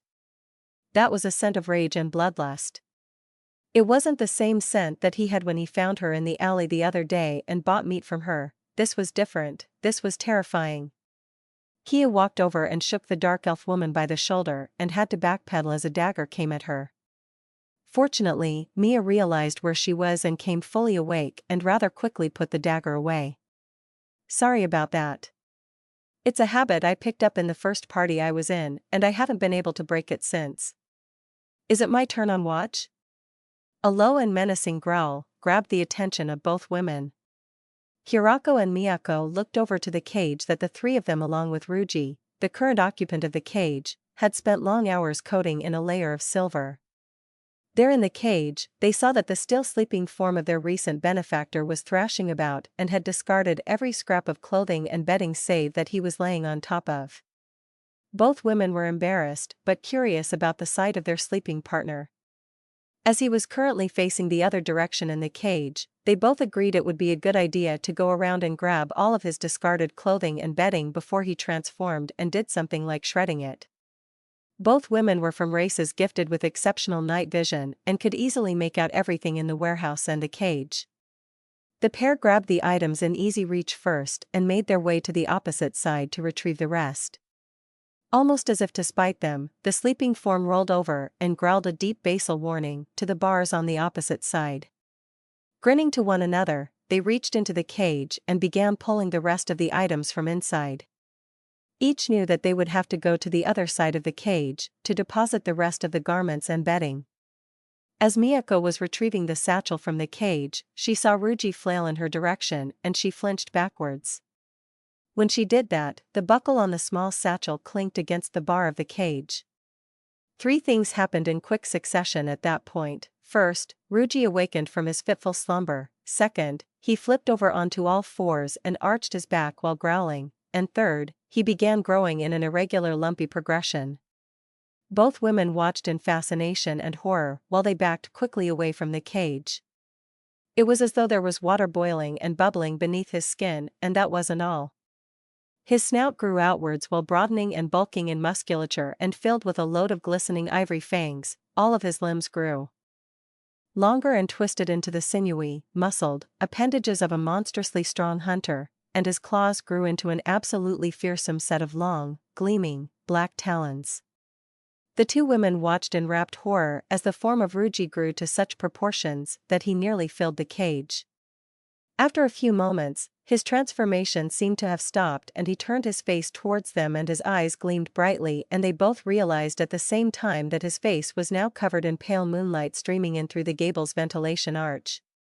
Another thing that was present but didn't catch their attention, mostly owing to the hulking, monstrously proportioned predator staring them in the eyes, was the bluish gleam on the metal bars. He finally stopped circling after the second full rotation and turned his massive head to look at them again. His face was held almost on the level with theirs even though he was having to bend himself, almost at the hip, to keep upright at all. Then he calmly spoke, breaking them out of their entranced states of stupor. Did you know that this is a very uncomfortable position to have to maintain? I can barely believe I ended up like this. Is it me, or did I get way bigger? I don't think that the book said I was going to get this big. Hirako was the first to break her trance and speak, but it was rather ineloquent. What? Miyako was a bit more capable of rational and coherent speech when she voiced her disbelief. That shouldn't be happening. What in the hells is going on here? You can speak? This definitely shouldn't be happening. Ryuji looked sheepish, a very strange look for a 1,000-pound werewolf.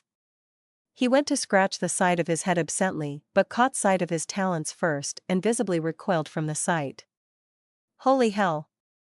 I have a set of butcher knives on my hands. Are you seeing this? Hey, how big am I now? Wait, how big was I supposed to get? As the tension broke, Miyako found it too hard to keep herself from bursting out laughing. A moment later, Kurako joined her and after a few seconds, Ryuji found himself chuckling too. Before very long, all three of them were practically rolling with laughter at the absurdity of the situation. After what seemed like hours of laughing, Miyako finally caught her breath and attempted to answer his questions. I chuckle, I don't know. More chuckling, I don't think about of coughing, I don't think it was supposed to be like this. Hua, I don't think I've laughed that hard since I was a little girl. She looked him over with great curiosity, hunched inside the bars. The guy that became a werewolf in my village only got about half again as big as he was. Of course, all I have to go on is second-hand recounting from the other villagers. Also keep in mind, that was when I was 10, so don't expect it to all be fresh and clear in my memory because I'm only working with little bits and scraps that I can recall here. You, however, seem to be at least double, maybe more, your original height. What is far more fascinating to me is that you seem to be fully aware. This shouldn't be happening. This conversation that we're having right now shouldn't be possible. Every werewolf is supposed to become a ravening beast during their first transformation. The fact that you are clearly in control of your mind is absolutely astounding, and I think it's a condition that is unique to you. Do you feel like you're losing control? Ryuji thought it over and replied after a moment. I can almost see a red haze at the edges of my vision. I just have this feeling like there's something I've forgotten. Also, my nose keeps twitching like there is this smell that I just can't seem to stop thinking about. At the mention of a smell, Kurako seemed to jump, and then she raced over to the edge of the building. I prepared for this, remember? We have all the meat here in this chest, and oof. Miyako, come help me carry this, it weighs as much as a red boar. The two of them carried the chest over to the very edge of the cage with the lid unlatched and then set it down, scooted it right next to the bars, and opened it. Ryuji almost blanked out and reached for the meat with his hands spread wide and drool running from the edges of his mouth. He caught himself only a few centimeters from the bars and flinched back. Looking at his hand carefully, Ryuji came to the obvious conclusion: the bars were too close together for him to safely reach the meat that he so desperately wanted. Ryuji looked imploringly at the two women. That's just cruel. Can I at least get a stick or something?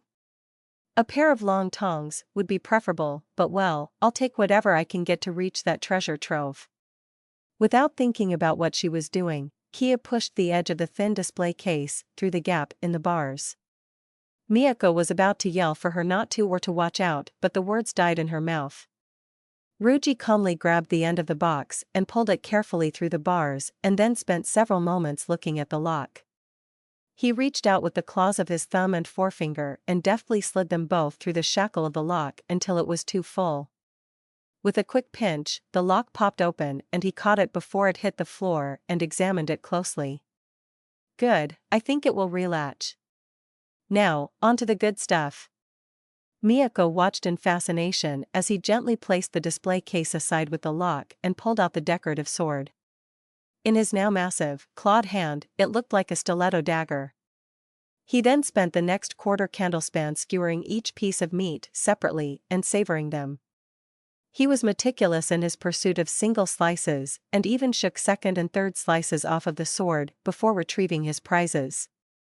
Kia was looking longingly at the pile of meat and her stomach growled. Ryuji stopped in his single-minded scarfing to consider her for several seconds before he addressed her. Kurako, why don't you grab a couple too? You're obviously hungry, so just go ahead. Kia was hesitant because she had grown up around people and knew that eating raw meat around them made them uncomfortable. She glanced over at Mia and made no move to approach the already half-empty chest of meat. Ryuji grinned and skewered a pair of steaks, and with a deft flick of his wrist, he sent the pair of juicy steaks flying her way. He barked out better catch them, as they flew right at the cat girl. Kurako was bewildered but caught the meat and shyly began to eat. It wasn't very long before she began to forget her anxiety and really enjoyed her meat. She was in the midst of cleaning up the bloody mess that was left behind on her hands and mouth when she realized she was being watched.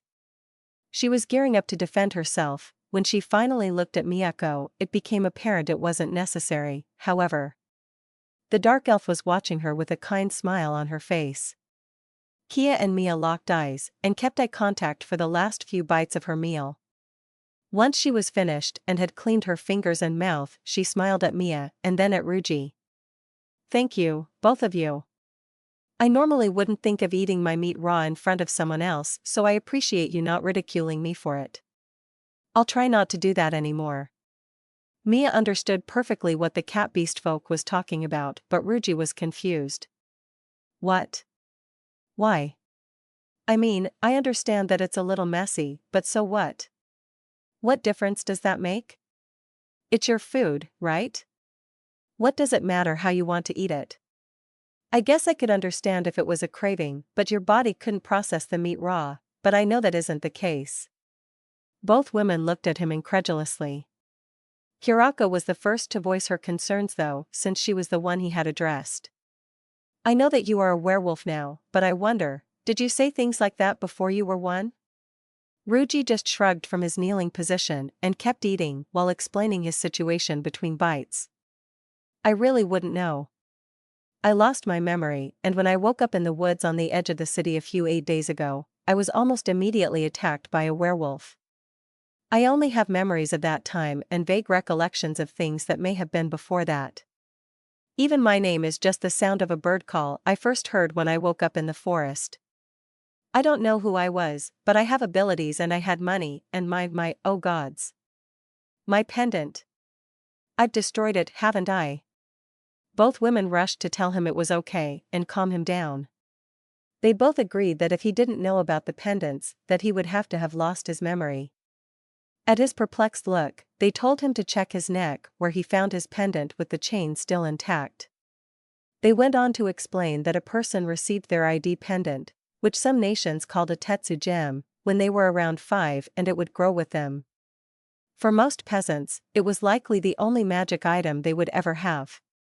It was for that reason that despite the precious metals in them, nobody would steal one. They were cursed to the person and couldn't even be gotten rid of for more than a few minutes. Kurako then spent a couple hours explaining the intricacies of beast folk societies to Ryuji so he wouldn't be caught off guard again. Her reasoning was that, after his first full moon, he would be able to take the first 2 forms at will and the second 2 if he was in shadow or at night. As he would look like a wolf beast folk, he needed to know about beast folk culture. A highlight from the conversation was the reason for not eating raw meat in front of the other races. Namely, the beast folk had once had a mighty empire with great armies and great feats of wisdom that they then shared with the other races but kept a few things for themselves. The other races had gone to war with the beast folk to try taking every kind of knowledge from them. During the war, many atrocities were committed on both sides, but the beast folk were known for eating their enemies. When the other races won the war, it left the beast folk racially divided and too weakened to resist the changes that were happening. The other races took over the empire the beast folk built and rewrote history as a tragic parody of the truth. The way history read, the beast folk were savages who rose against the civilized races and their empire, but lost. Only a tiny number of beast folk ever found out the truth from ancient hidden tomes of history and such. Hirako's grandfather had been a mercenary and had found one such ancient tome, a family treasure. Most beast folk didn't even know the truth about why they couldn't eat raw meat in public. Apparently, very few elves were even alive who remembered the reasons. The war was that long ago. Most beast folk were able to understand the visual and scent clues of other beast folk, besides just their own kind. Pheromones and tells were very important to the beast folk society, and she explained as many as she could think of. Ruji was fascinated about the lesson and noticed that Miyako was listening just as intently. As Kia was explaining this, she began trying to demonstrate some of the emotional pheromones of the cat beast folk. Ruji stunned her and made her hide her face in embarrassment when he asked her about a certain pungent, musky smell he was detecting. Kia went quiet and Mia grinned before explaining that that one was the scent of lust. Mia blushed a bit and coughed into her hand, turning her head while pointing to his exposed and also enlarged manhood. Ruji thought he would die of embarrassment before the reactions of both women sunk in and he was left unsure how to act. He ushered the conversation along and Kia was glad of a change of topic. She then explained some of the cultural aspects of the beast folk. For one, they had been reduced to poverty for so long that most families couldn't afford big enough homes to be modest in. The poor were used to bathing together, but most of the time the women and children would bathe in the river during the morning hours, while the men would bathe after the day was over to wash the grime off. Ruji was left feeling like a complete idiot because he had only ever been to the river in the morning. Then he suddenly remembered Karen's annoyance with him for going to the river to bathe in the morning, and it now clicked into place. He was acting like a creep without meaning to. The only bright side of that being that he had saved that one little cat beast folk girl from drowning. Well, that, and his new program for teaching swimming and CPR through the town watch. The animosity towards the beast folk was now a lot clearer in Ruji's mind. He now knew what he would face to get beast folk accepted. Knowing what he did now, he realized that he was facing an almost insurmountable issue. Even if he could sway the masses, the nobility and scholars, the ones with something to hide, would fight tooth and nail to keep this movement from gaining traction. But, Ruji thought, I have some very sharp claws and a nasty bite myself. After the lessons on the beast folk were done, the conversation drifted to Miyako's own people and their ancestral relationship with the dwarves. Hirako began to doze off because she had been up well into the early morning talking and had a full stomach that wanted most of her blood flow to be diverted away from her brain. Ruji told her that he would be sure to recount any really interesting parts to her, and she grudgingly agreed to sleep for a couple hours. Mia told him about the way that dwarves and dark elves formed great underground cities in the past. Apparently, the dwarves were very adept at handling the smithing and metalworking. They also excelled at mining, which made a great deal of very deep and winding mines.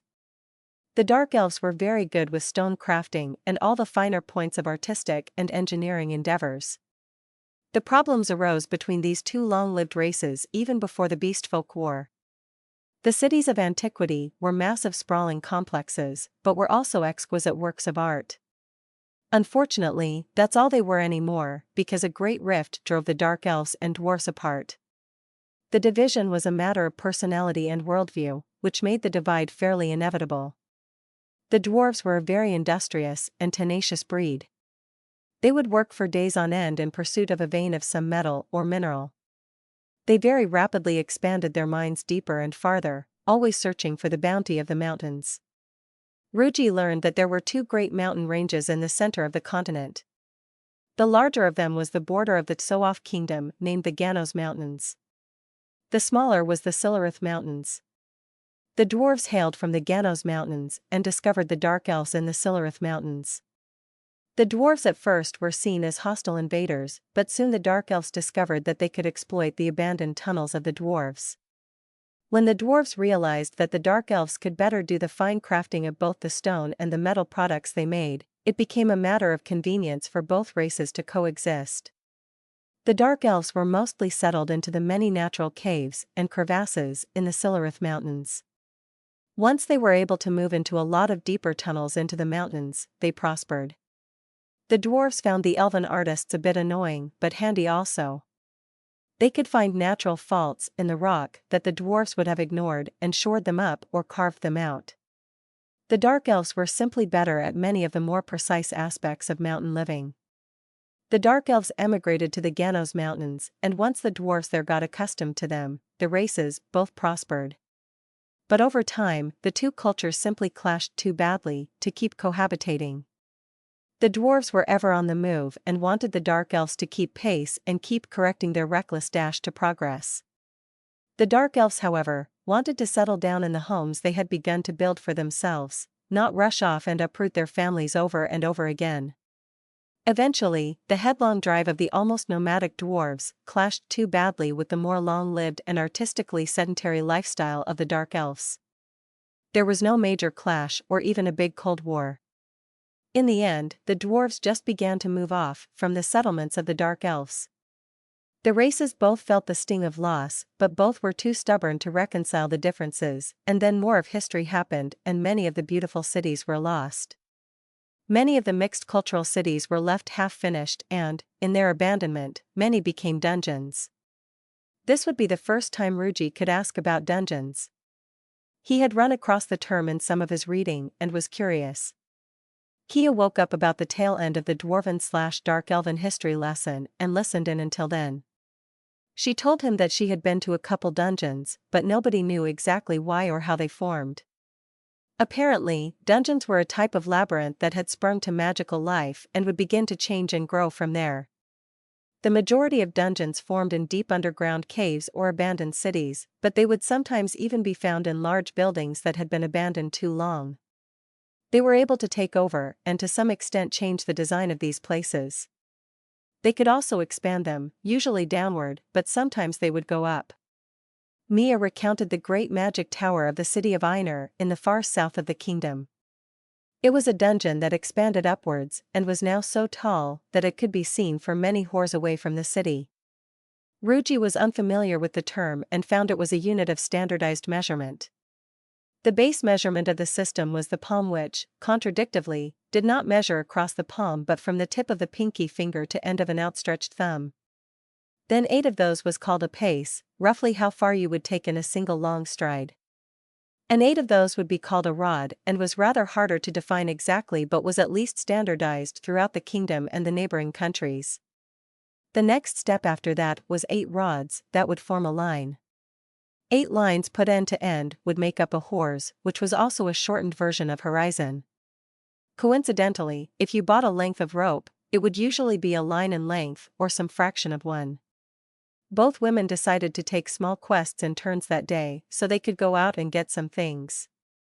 Hirako needed to get more meat since that was a pretty much daily request from the various vendors and restaurants in the city. It would give her an excuse to kill and bring back more meat, and he found he was very grateful for her help. Miyako would take a city request for extermination or such. This would allow her to go by and tell Master Dorn that Ruji was sick and wouldn't be there today. He was very grateful to both women and promised to pay each of them for the quests they were doing for him.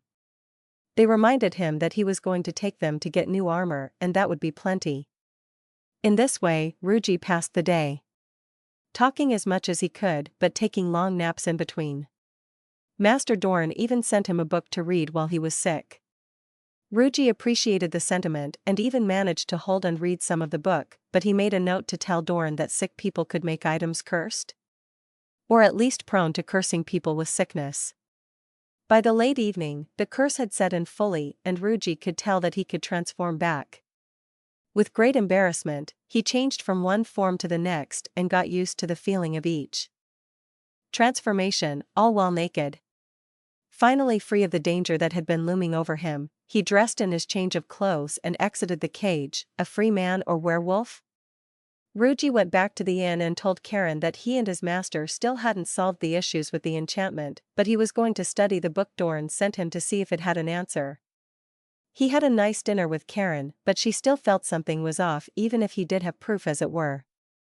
Ruji woke very early to the sounds of rustling and creaking floorboards and discovered Karen just descending the stairs.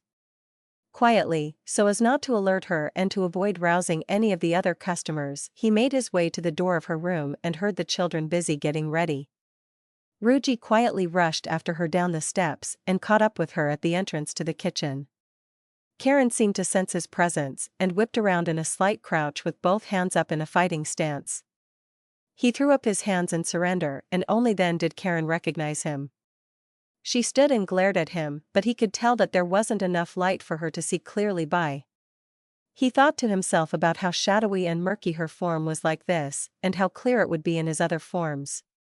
Karen wouldn't be able to even see as well as him because she was a human and he was a sun elf, which gave him better vision and hearing than her. She proved how good her vision and accuracy were a moment later, by thumping the tip of his ear. "Don't scare me like that." I almost screamed. "What are you doing awake so early? I told you that you didn't need to wake up early to help me." He gingerly rubbed his ear, but she didn't resist when he pulled her in for a kiss.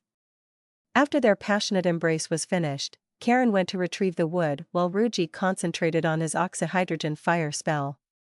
In a very few minutes, the fire was going rather well, and with the time she had saved from making the fire, Karen was enjoying more passionate kissing and cuddling with her boyfriend, and he wasn't complaining. They were interrupted a couple minutes later by the flustered squeal of Rin. She was standing in the doorway holding her hands to her cheeks and squirming in girly admiration. Karen pouted at her for interrupting her and Ruji, but broke their embrace anyway and retrieved the oil and lamp made for lighting the other lamps. At least there was already a fire, so she wouldn't have to use the flint and steel striker to light the lamp. Once the water was heated to just shy of boiling, Karen lifted it and carried it to the barrel next to the privy. She reminded herself that tomorrow was the day she would have to make a second pot of water to wash down the stench of the privy. Biting her lip, she turned and considered asking Ruji to fill the pot again. She made up her mind and asked, to which he agreed without hesitation. While Ruji was filling the pot the second time with the perfectly pure water, he began wondering if he could make a simple enchanted water spout for the inn. What would he need? Probably only some carved stone and a bit of silver, which he always had plenty of now. Then he wondered if anybody in the inn had the mana capacity and control to activate the enchantment.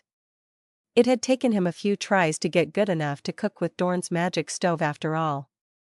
Ruji concluded that all of that would have to wait till after the magic metering device was completed. He then set the heavy pot on the stove and marveled at how Karen did this every day. The pot was very heavy, and it made him re-evaluate her strength. Then there was the way she reacted to his presence this morning. Had she actually hurt him? Then she turned in a fighting stance. Oh well. Ruji finished up his morning ablutions and made note that he needed to do laundry. He then went down and had a breakfast of some kind of grain porridge with butter and cheese with Karen. Ruji then headed off to check in on his various properties. Progress was being made in some small part on the various bathhouses, but not terribly quickly. The crews here were mostly just finishing the inspection portions of the job and had the actual work ahead of them. The work on Gatto's family's building was proceeding at a much quicker pace. The frame of the second and third floor were completed and the old metal roof was set to the side. Ruji learned that the roof would be cleaned, patched, and reused since it fit the building perfectly. The sisters were hard at work either directing the workers or doing the leatherworking. The cat beast folk men were nearby, practicing their spear technique with shields. Where had they gotten those? Oh well, they were taking their jobs very seriously, and a lot of the crews that were idle for the moment were watching them spar and whistling or cheering. Baran came over when he found out Ruji was there and expressed how safe they made all the workers and families in the plaza feel.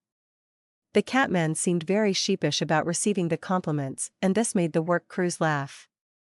Then their bosses came out and yelled at them to get back to work, before apologizing to Ruji with grins. After finishing up at the plaza, Ruji went to the bakery and got handed 2 loaves of berry bread and a stern warning not to pay. 2 loaves of deliciousness richer, Ruji walked the short distance over to potions and such. When he got there though, Dorn rolled over in his bed and told him that he had given the old dwarf his cold and needed to go away for the day. Ruji apologized while thinking how impossible that would be, but left all the same. Left without anything else to do, Ruji went back to the inn and dropped off his bread, then went to the Mercenaries' Guild. He took the large satchel and the rest of the first loaf of bread sliced up.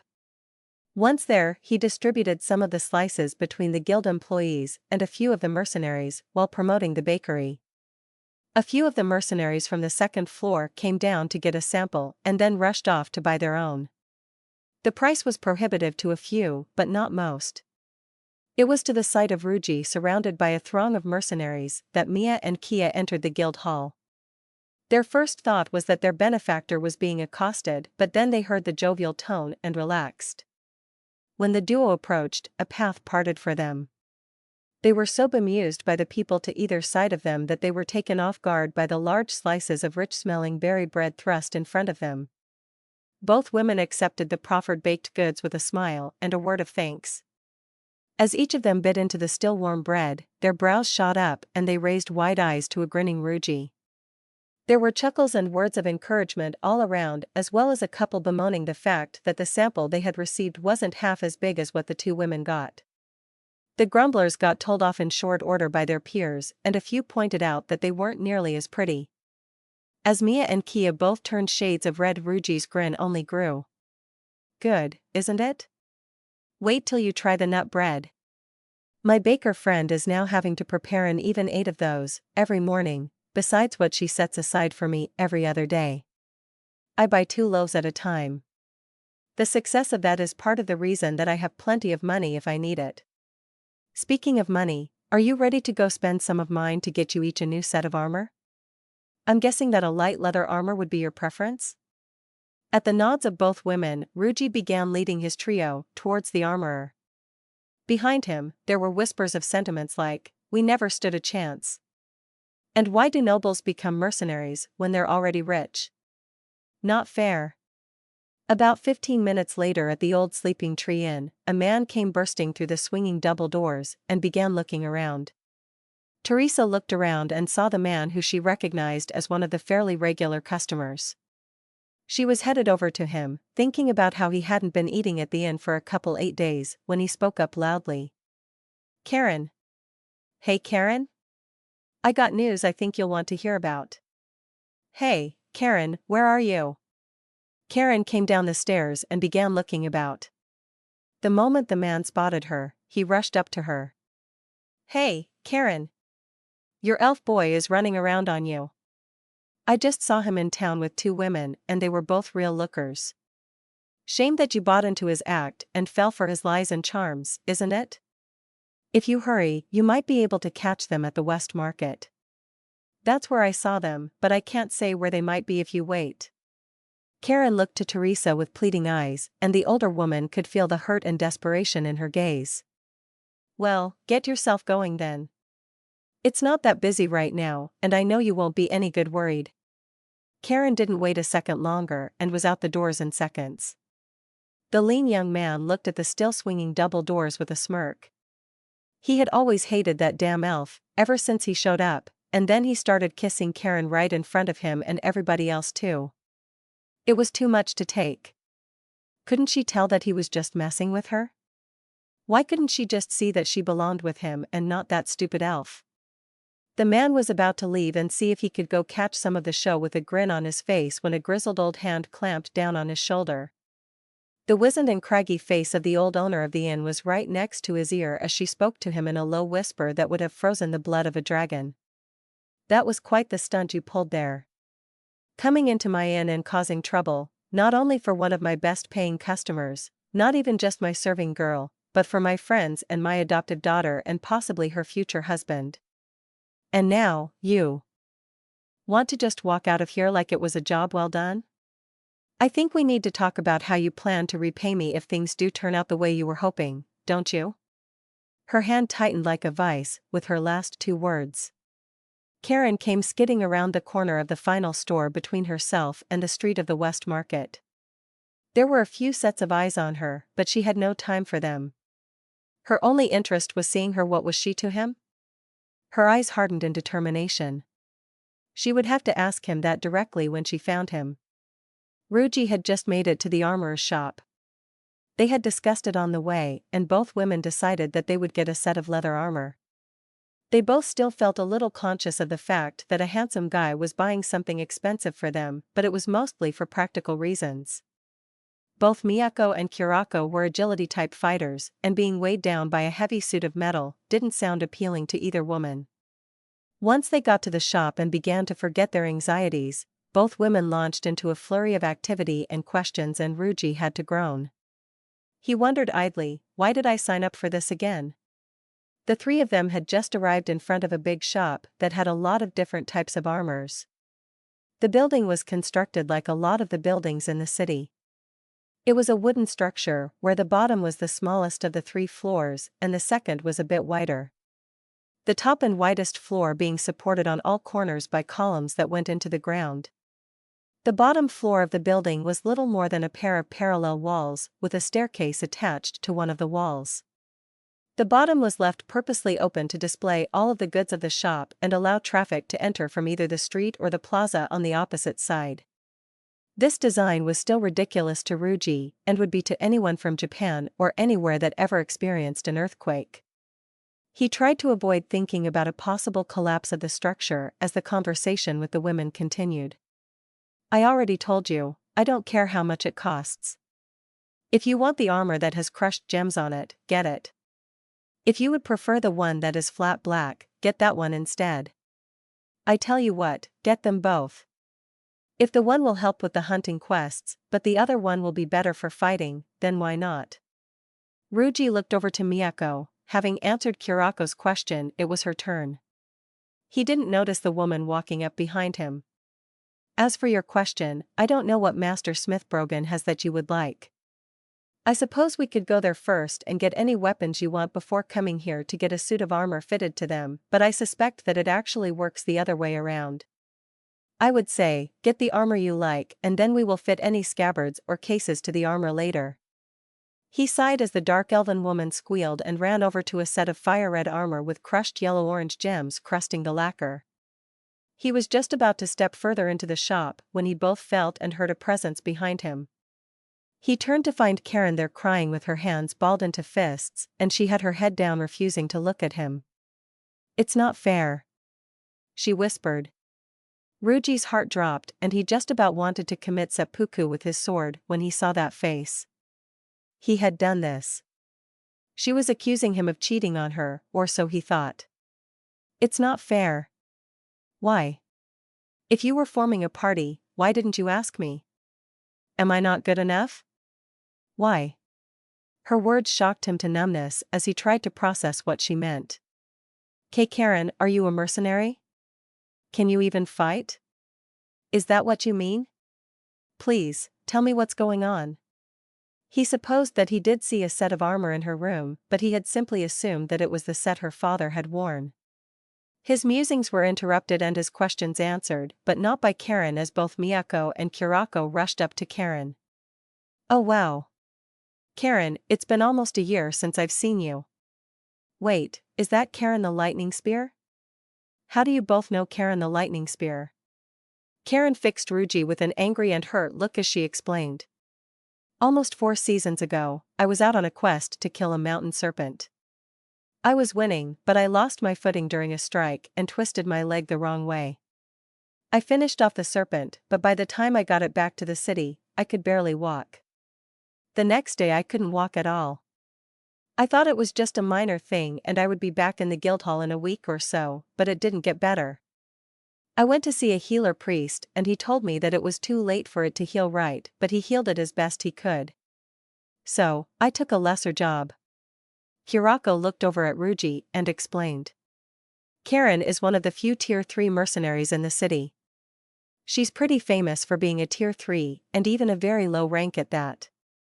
While Karen was glaring at Kurako, Miyako leaned in and whispered into Ruji's ear. It would take a tier 3 at the least to take down a werewolf. Is it safe to have her near you? Having silenced the distraction from her story, Karen continued. Yes, I took on tier 2 work. Unfortunately, I couldn't even handle that. I considered forming a party, but I knew that everyone would want to party up with me. Most of them would be useless, and if the worst were to happen, it might get someone killed. I had to grit my teeth and take on tier 1 work. Karen had begun crying again while she continued to tell her story. Ruji moved to embrace her, and at first, she resisted, but then she let him hug her while she continued to speak. It wasn't long that I realized that there were a lot of tier 1 mercenaries, and I was taking money from them.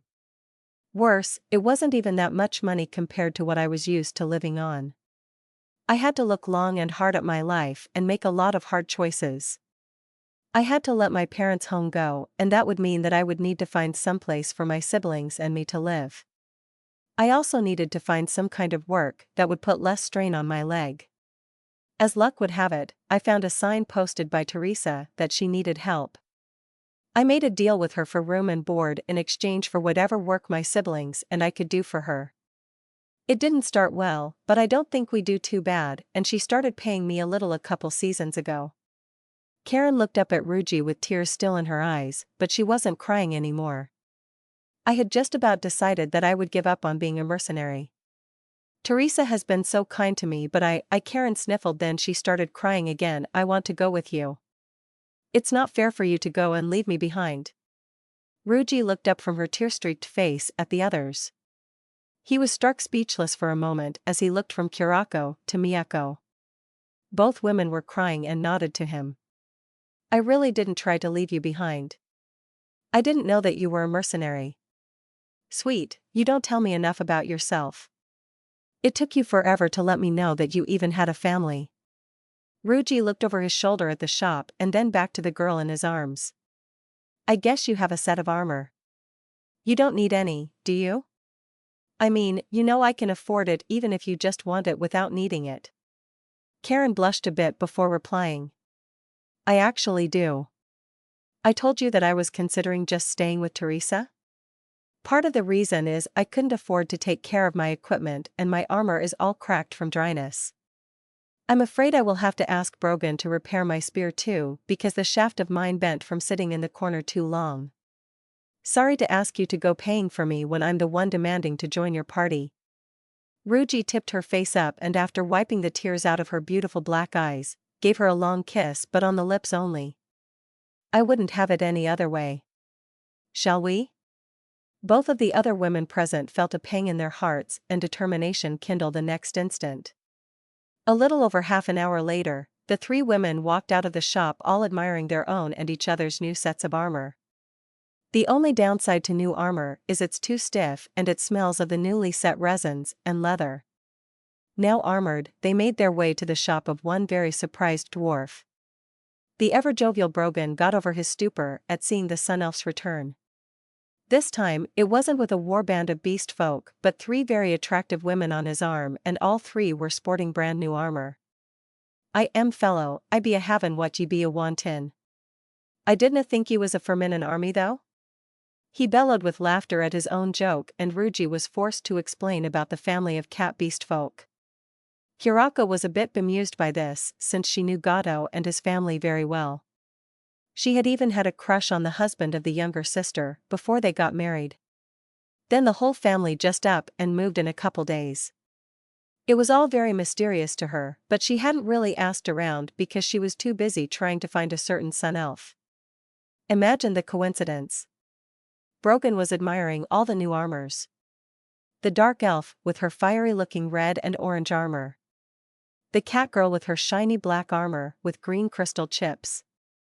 Then he looked closer at the human girl with the blue and green armor and had to do a double take. Karen? Be that ye lass? I didna be a thinkin' ye was doin' mercenary work now. Didna ye say as much last time ye was here? Well, rust me toes. It be good ta have ye back. And now ye be a watch in the rear of this sin elf lord, eh? It took a few minutes for them to explain that they were forming a party together. It took a demonstration of Ruji's proficiency in fire magic to convince Brogan that Karen was safe with him. Apparently, he did have a soft spot for her even if it wasn't in a romantic way. Mollified and curious about the nature of a blue-white flame, they managed to transition into talk of the weapons they needed. Miyako discovered that, despite wishing for a long time that she had a better or more professional-looking set of weapons, she couldn't bring herself to part with the pair of meat cleavers. It turns out that they were a present from her parents when she told them that she was moving away. They were butchers but rarely ever had need of the huge cleavers as they were reserved for massive monsters, but those had become very scarce. Brogan had a look at them and told her to take special care of them as they were actually very valuable banded steel and even had an enchantment that had simply gotten buried in the rust and grime on the tools. He cleaned them up for her and then offered to replace the simple wood handles with something a bit more stylish that would make them both easier to use and look more like actual weapons. While Brogan was working on the handle of one, Ruji looked over the enchantment engraving on the other and fixed it a bit. With Brogan's help in filling the missing silver back into the enchantment, they were able to activate the enchantment, which would double the force of a swing. She was ecstatic. Kurako pulled out her set of Teko Keiji, and Ruji just about lost it. The idea of a catgirl using cat claws as a weapon was just too funny to him. Brogan took it very seriously and was impressed that she hadn't died from how shoddy the weapons were made. Once Ruji looked closer, he saw why. One of the claws was snapped off of one of the weapons and Ruji could see the grain of the metal. It was cast iron. The pair that Brogan sold her was made of regular steel, but they were still far superior to the ones she was using. Ruji bought them and commissioned a pair to be made of banded steel. She was ecstatic. Brogan had already made a new spear for Karen, but she looked to be retiring from the mercenary trade, so Brogan had set it aside and thought he might sell it to another promising young warrior one day. Then she came back to his shop in new armor and as part of a party, something that he was very happy about. He got to sell the spear to the one it was intended for and even sold a bunch more on top. They were both ecstatic. Ruji checked and found that there were any number of implements that they could use for their adventuring. He bought skinning knives, throwing knives, and even kitchen knives. The last was a new set as a present for Teresa, because they were going to have to break it to her that Karen would be returning to mercenary work. Ruji had been paying for everything with his infinite pouch. After his transformation, he was able to pull 2 small silvers at a time. After the purchases of the day, he was pulling 3 at a time. Ruji was ecstatic. Ruji took everyone to the bakery and Lisbeth just about had a panic attack. He told her that he would be sure to write up an addendum to the contracts in his possession. He would file it with the tax office so that even if he got himself killed, the property would revert to those who resided there and the debt would be dropped. Teresa looked at him as if he were an imbecile and explained that the tax office would always collect on any debts and pay the estate. Ruji explained that he had no known estate. After the details were settled, they had a bit of fresh-baked bagel bread with a jelly that she'd bought. Lunch over, they made their way to the Mercenaries Guild and Karen re-registered but was told that her old rank and tier had yet to lapse, so she was officially the ranking member of the party. Ruji only thought that he had gotten scowls before. Now that he had a party of 4, with 3 beauties in it and one of them being Karen the lightning spear on top of everything. Oh, he could feel the glares. He could really feel the glares now. How did he end up as some manga protagonist again? Miyako was not happy, at all. This was one more goblin in what seemed like an endless stream she had killed, but every time she managed to drop one of the ugly green and brown vermin, another one was right there to take its place. She had found her coordination with the team needed a lot of work, but no more than anybody else's did. She had arrived very early to the guild hall, as was her custom. Arriving early was something that hunters all tried to do. If you could get the meat to the stands and the restaurants early enough, they paid more and it also gave you a chance to go back out and pick up kills to fulfill lunch refill missions. It was far more satisfying to bring a kill to the hall and see which missions you could fill with it than having to go out after taking it and leaving the clients waiting on you. She was there early and was about to take a hunting request when she remembered that she was in a full set of armor and belonged to a party now. She started looking in the area for parties, and it wasn't long till she found something. There was a Tier 3 quest for goblin extermination that she snatched off the board. When she thought back later, she remembered that she had seen that request there for a bit. It didn't mean much to her at the time, but after they started the quest they figured out that they should have been a bit more cautious of it. What might have been a dozen goblins at the time the request was posted had become something a lot harder to deal with. It was now a goblin warband, complete with a troll.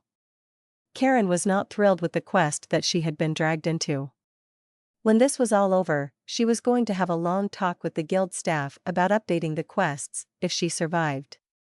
The troll was a real pain in the leg, to be honest.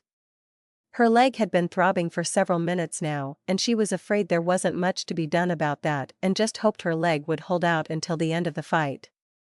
The troll was proving to be very difficult to deal with. Her new spear was a little heavier than her old one, and that was throwing her off a little. This one was made of a much heavier type of wood, and the head was a bit larger and sort of leaf-shaped with a cross guard right behind the head. Brogan had told her about the design a long time ago, but she was only just now able to try it. She had to admit that it was a better design of spear, but it would take some time to get used to, and right now wasn't the right time. She was worried about Ruji too. Ruji had started the fight. He was literally the one that sent the first spell into the cave to flush the little creeps out. He was thrilled at first, because it was a real fantasy staple to go on a goblin hunt. He had geared up with the massive blue-white fireball in a monstrous display of his skill and lack of knowledge. The fireball flew right into the cave just like it was supposed to, but it didn't do what he was expecting at all. It turns out that the spell has to have fuel to burn, and there actually wasn't that much hydrogen in the cave.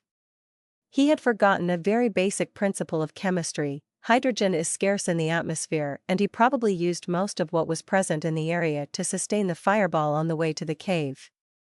The searingly hot flame almost completely disappeared once it entered the mouth of the cave. Ruji was in shock as his spell fizzled and watched numbly as dozens of short green and brown terrors with wide mouths filled with rows of sharp teeth came pouring out like ants from a mound. It was a good thing that Karen shook him, or he might have stayed there watching in stupid fascination as the little creatures overran his hiding spot. He came around and cast a stonewall spell at the entrance, but all it did was block the middle of the swarm's progress and crush a couple. The rest were at least forced to squeeze past the obstruction in the end of the cave, one at a time. With a horde of nearly 30 already outside the cave, it was time for the real fight to begin. Ruji began throwing regular fireballs as fast as he could write them. Hirako began deftly disarming herself of daggers at an alarming rate. Miyako had no ranged weapons, and just asked that I not fry her as she charged into the left flank of the mass of confused and frightened creatures. That left Karen going in on the right, and she was having a devastating effect on their morale. That was when the goblins chose to show us. They had a couple surprises for us. A hole appeared in the center of the stone sheet as that area quickly disintegrated into sand. The very next second, a massive wooden club smashed into one of the remaining sides of the wall. The huge slab of rock flew up a few meters before crashing back down right on top of one of the less fortunate goblins. That was when the troll stepped out of the entrance of the cave. Ruji caught on rather quickly what their roles were. The one on the left had a red glowing gem in the tip of her staff. As for the one on the right, hers was glowing brown. He figured that meant one earth caster and one fire caster. He would need to get the two of them rather quickly. Ruji realized that he had an advantage since neither of the goblin casters knew he was there. He immediately began on a second-level fire spell. He would have to change the parameters to fit the situation, but it didn't take him too long. Well, actually it did. It took him just a second too long, and one of the shamans noticed the spell circle. They both dove back inside the cave, and Ruji thought that won't do you any good now, as he let loose with a firewall. He had modified this one to be thinner and taller, or in this case, longer, since he also turned it sideways.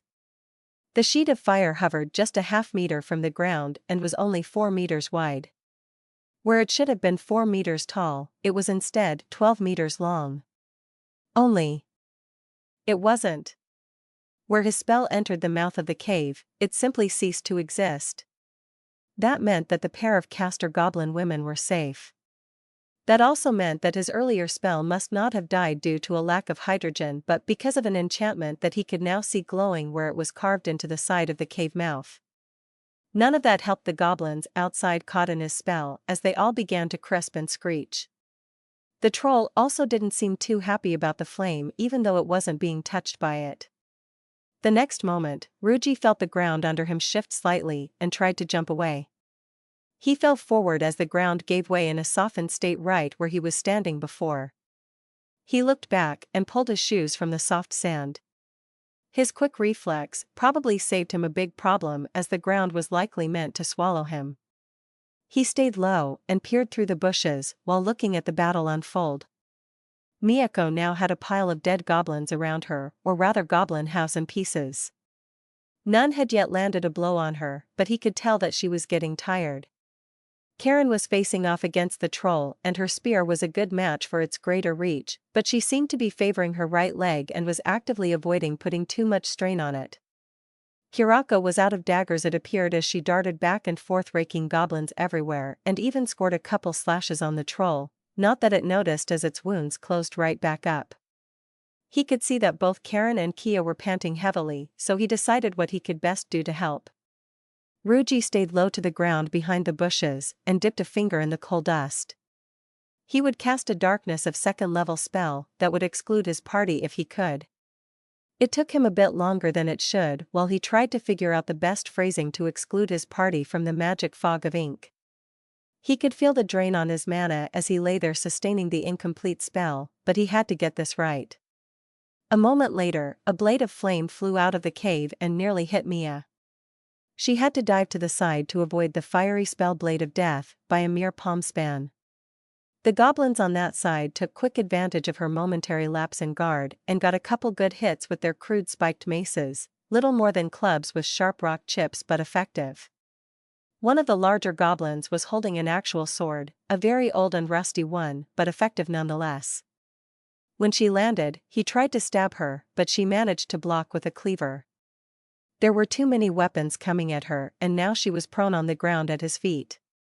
She saw a moment too late that her cleaver was out of position to defend her from his next strike. Just as the goblin warrior was about to stab the infuriating dark elf in the eye, everything went black. The goblin tried to stab anyway, but only hit dirt.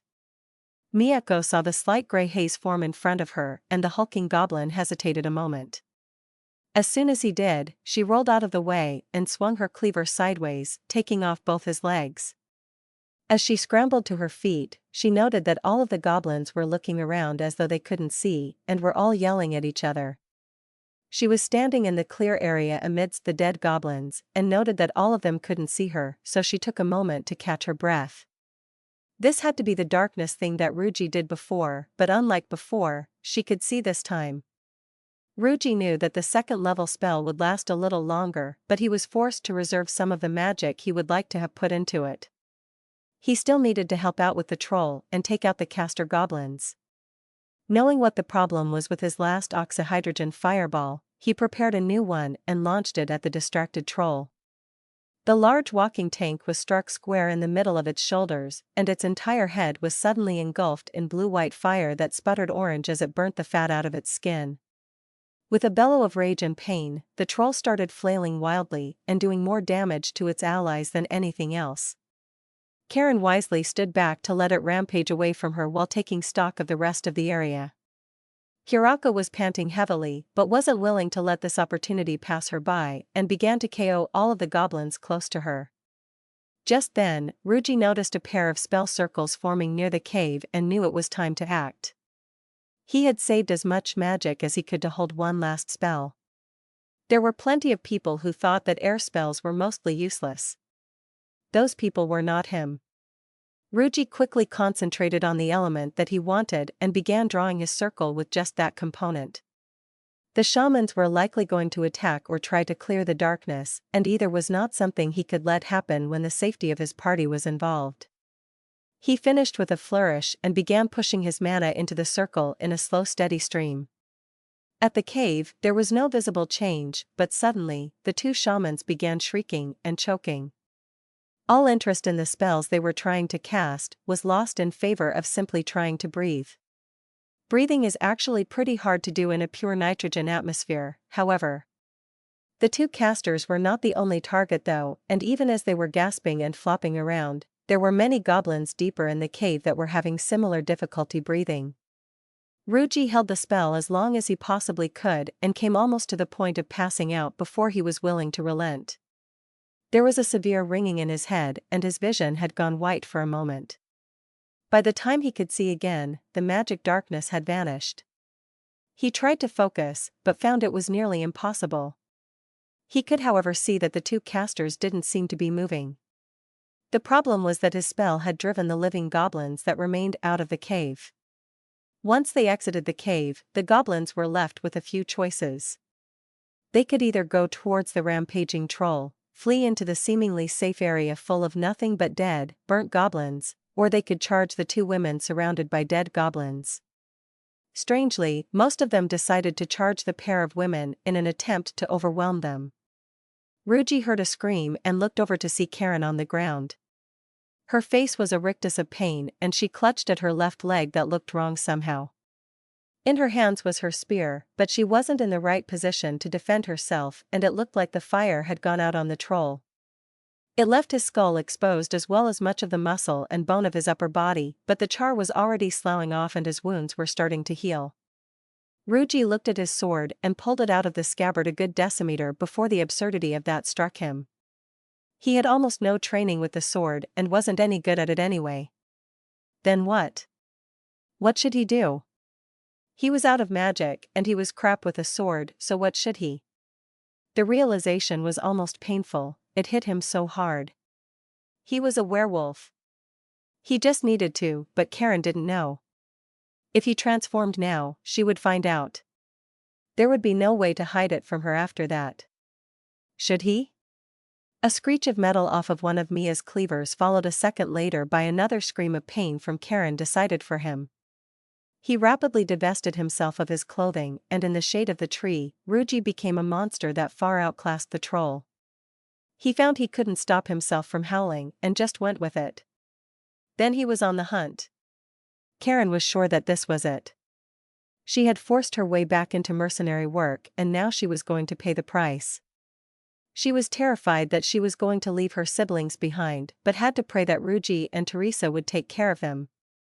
When her ankle had begun pulsing with pain, she had leaned on her other leg more, but then it cramped on her and she dropped.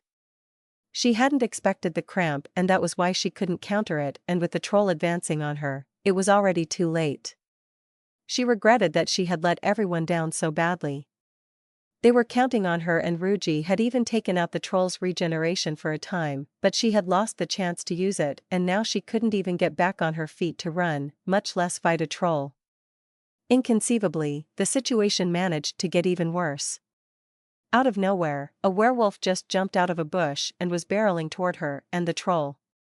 The troll hadn't noticed yet, but it still didn't have eyes or ears yet and was still managing to grope ever closer to her prone position. The werewolf might be aiming for the troll, but it still might enjoy her and her teammates as a snack afterward, especially considering how God's alarmingly huge it was. She thought it might be even bigger than the troll. She was proven right a moment later when the werewolf stood up behind the troll and began literally rending flesh from bone with every swipe. Its claws were like daggers set in a row and slashing with such force and ferocity that the troll could think of nothing but trying to escape. The werewolf was having none of it and doubled down on its prey, adding its clawed feet and ferocious gaping maw to the mix. The troll didn't stand even a shred of a chance. In seconds, the troll was torn to bloody chunks and its head pulverized in the werewolf's maw. And then, in went the rest of the troll. It took the werewolf a matter of seconds to finish eating the troll. After only a few seconds, the majority of the troll's body had been consumed. Once the werewolf was done, it rose to its full height and looked down at Karen. Her heart seemed to stop as she stared up at the towering predator that had so easily mutilated the troll. She couldn't manage to put a scratch on. The werewolf next did something peculiar beyond words. It took out a shirt and began to wipe its hands.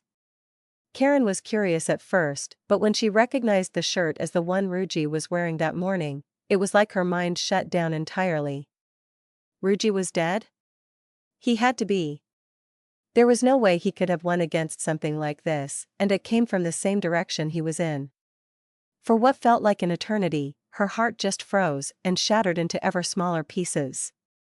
At that point, Karen was ready to welcome the promised death from the ravenous giant wolf next to her. It reached down and she watched in numb acceptance of her fate as a bite-sized morsel. Strangely, its finger nestled beneath her chin and lifted her face to look at it. It wanted to look at her as it tore her throat out. Then the words it spoke registered in her disjointed brain and she was hauled gently to her feet. Karen. Are you okay? Please be okay, I can't lose you. She blinked a few times, and even though the voice was that of a mountain-sized wolf monster, she recognized it. Ruji?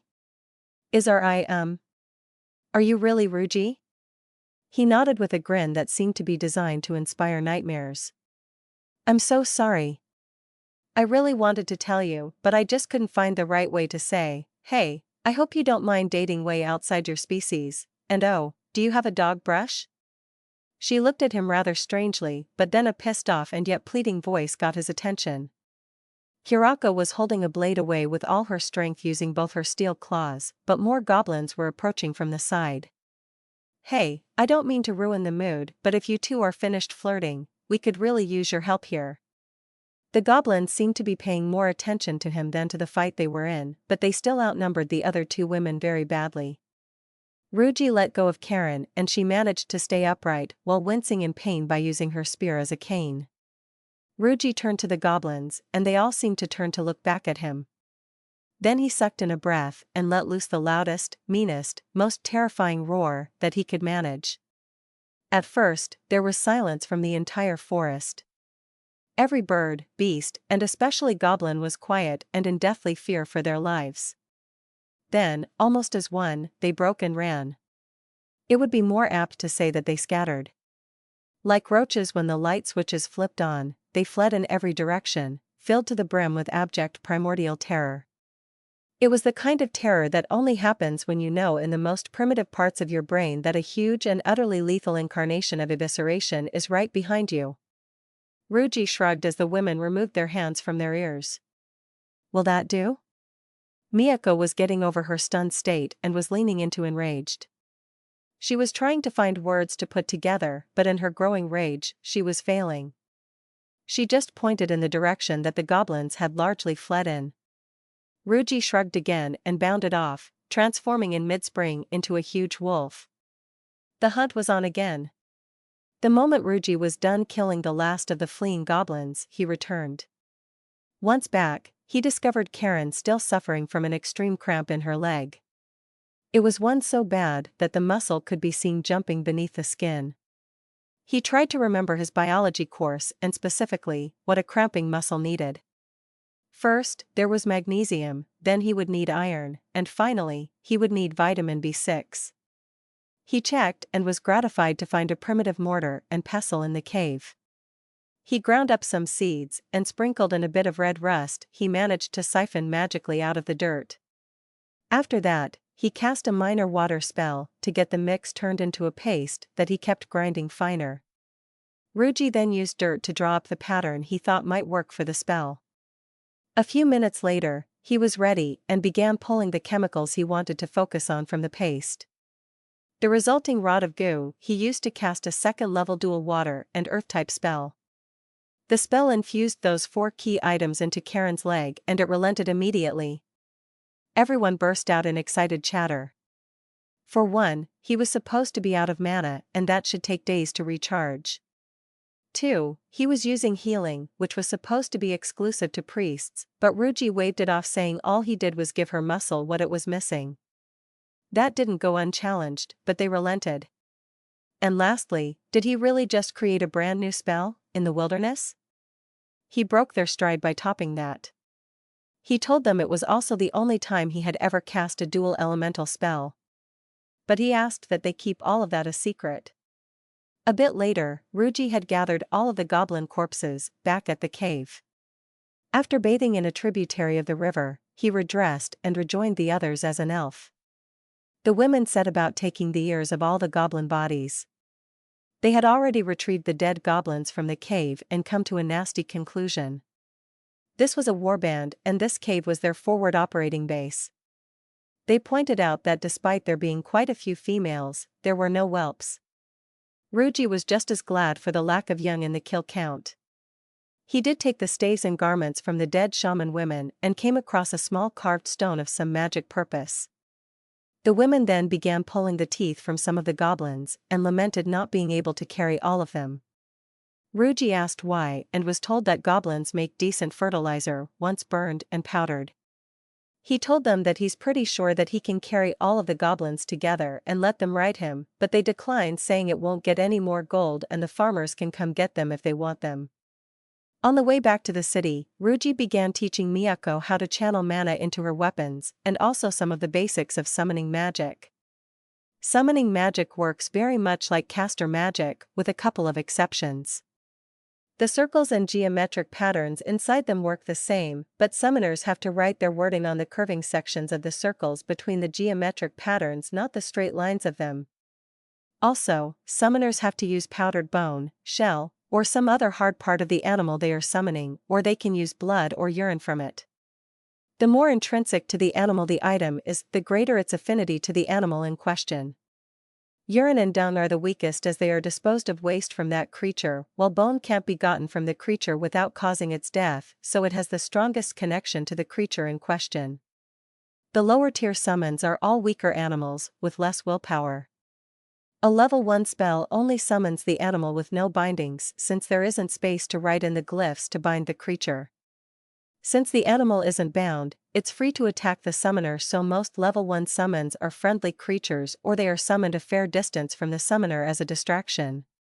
Miyako was so ecstatic that she was finally learning magic, she could barely contain herself.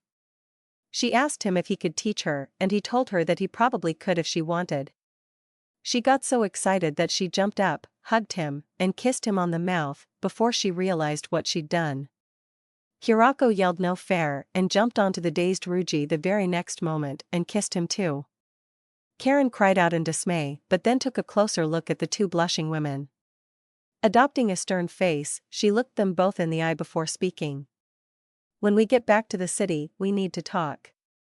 If we're all going to be dating Ruji, we've got to set some ground rules, agreed?" The other women agreed, and Ruji just walked along in stunned silence. He really was turning into an anime protagonist.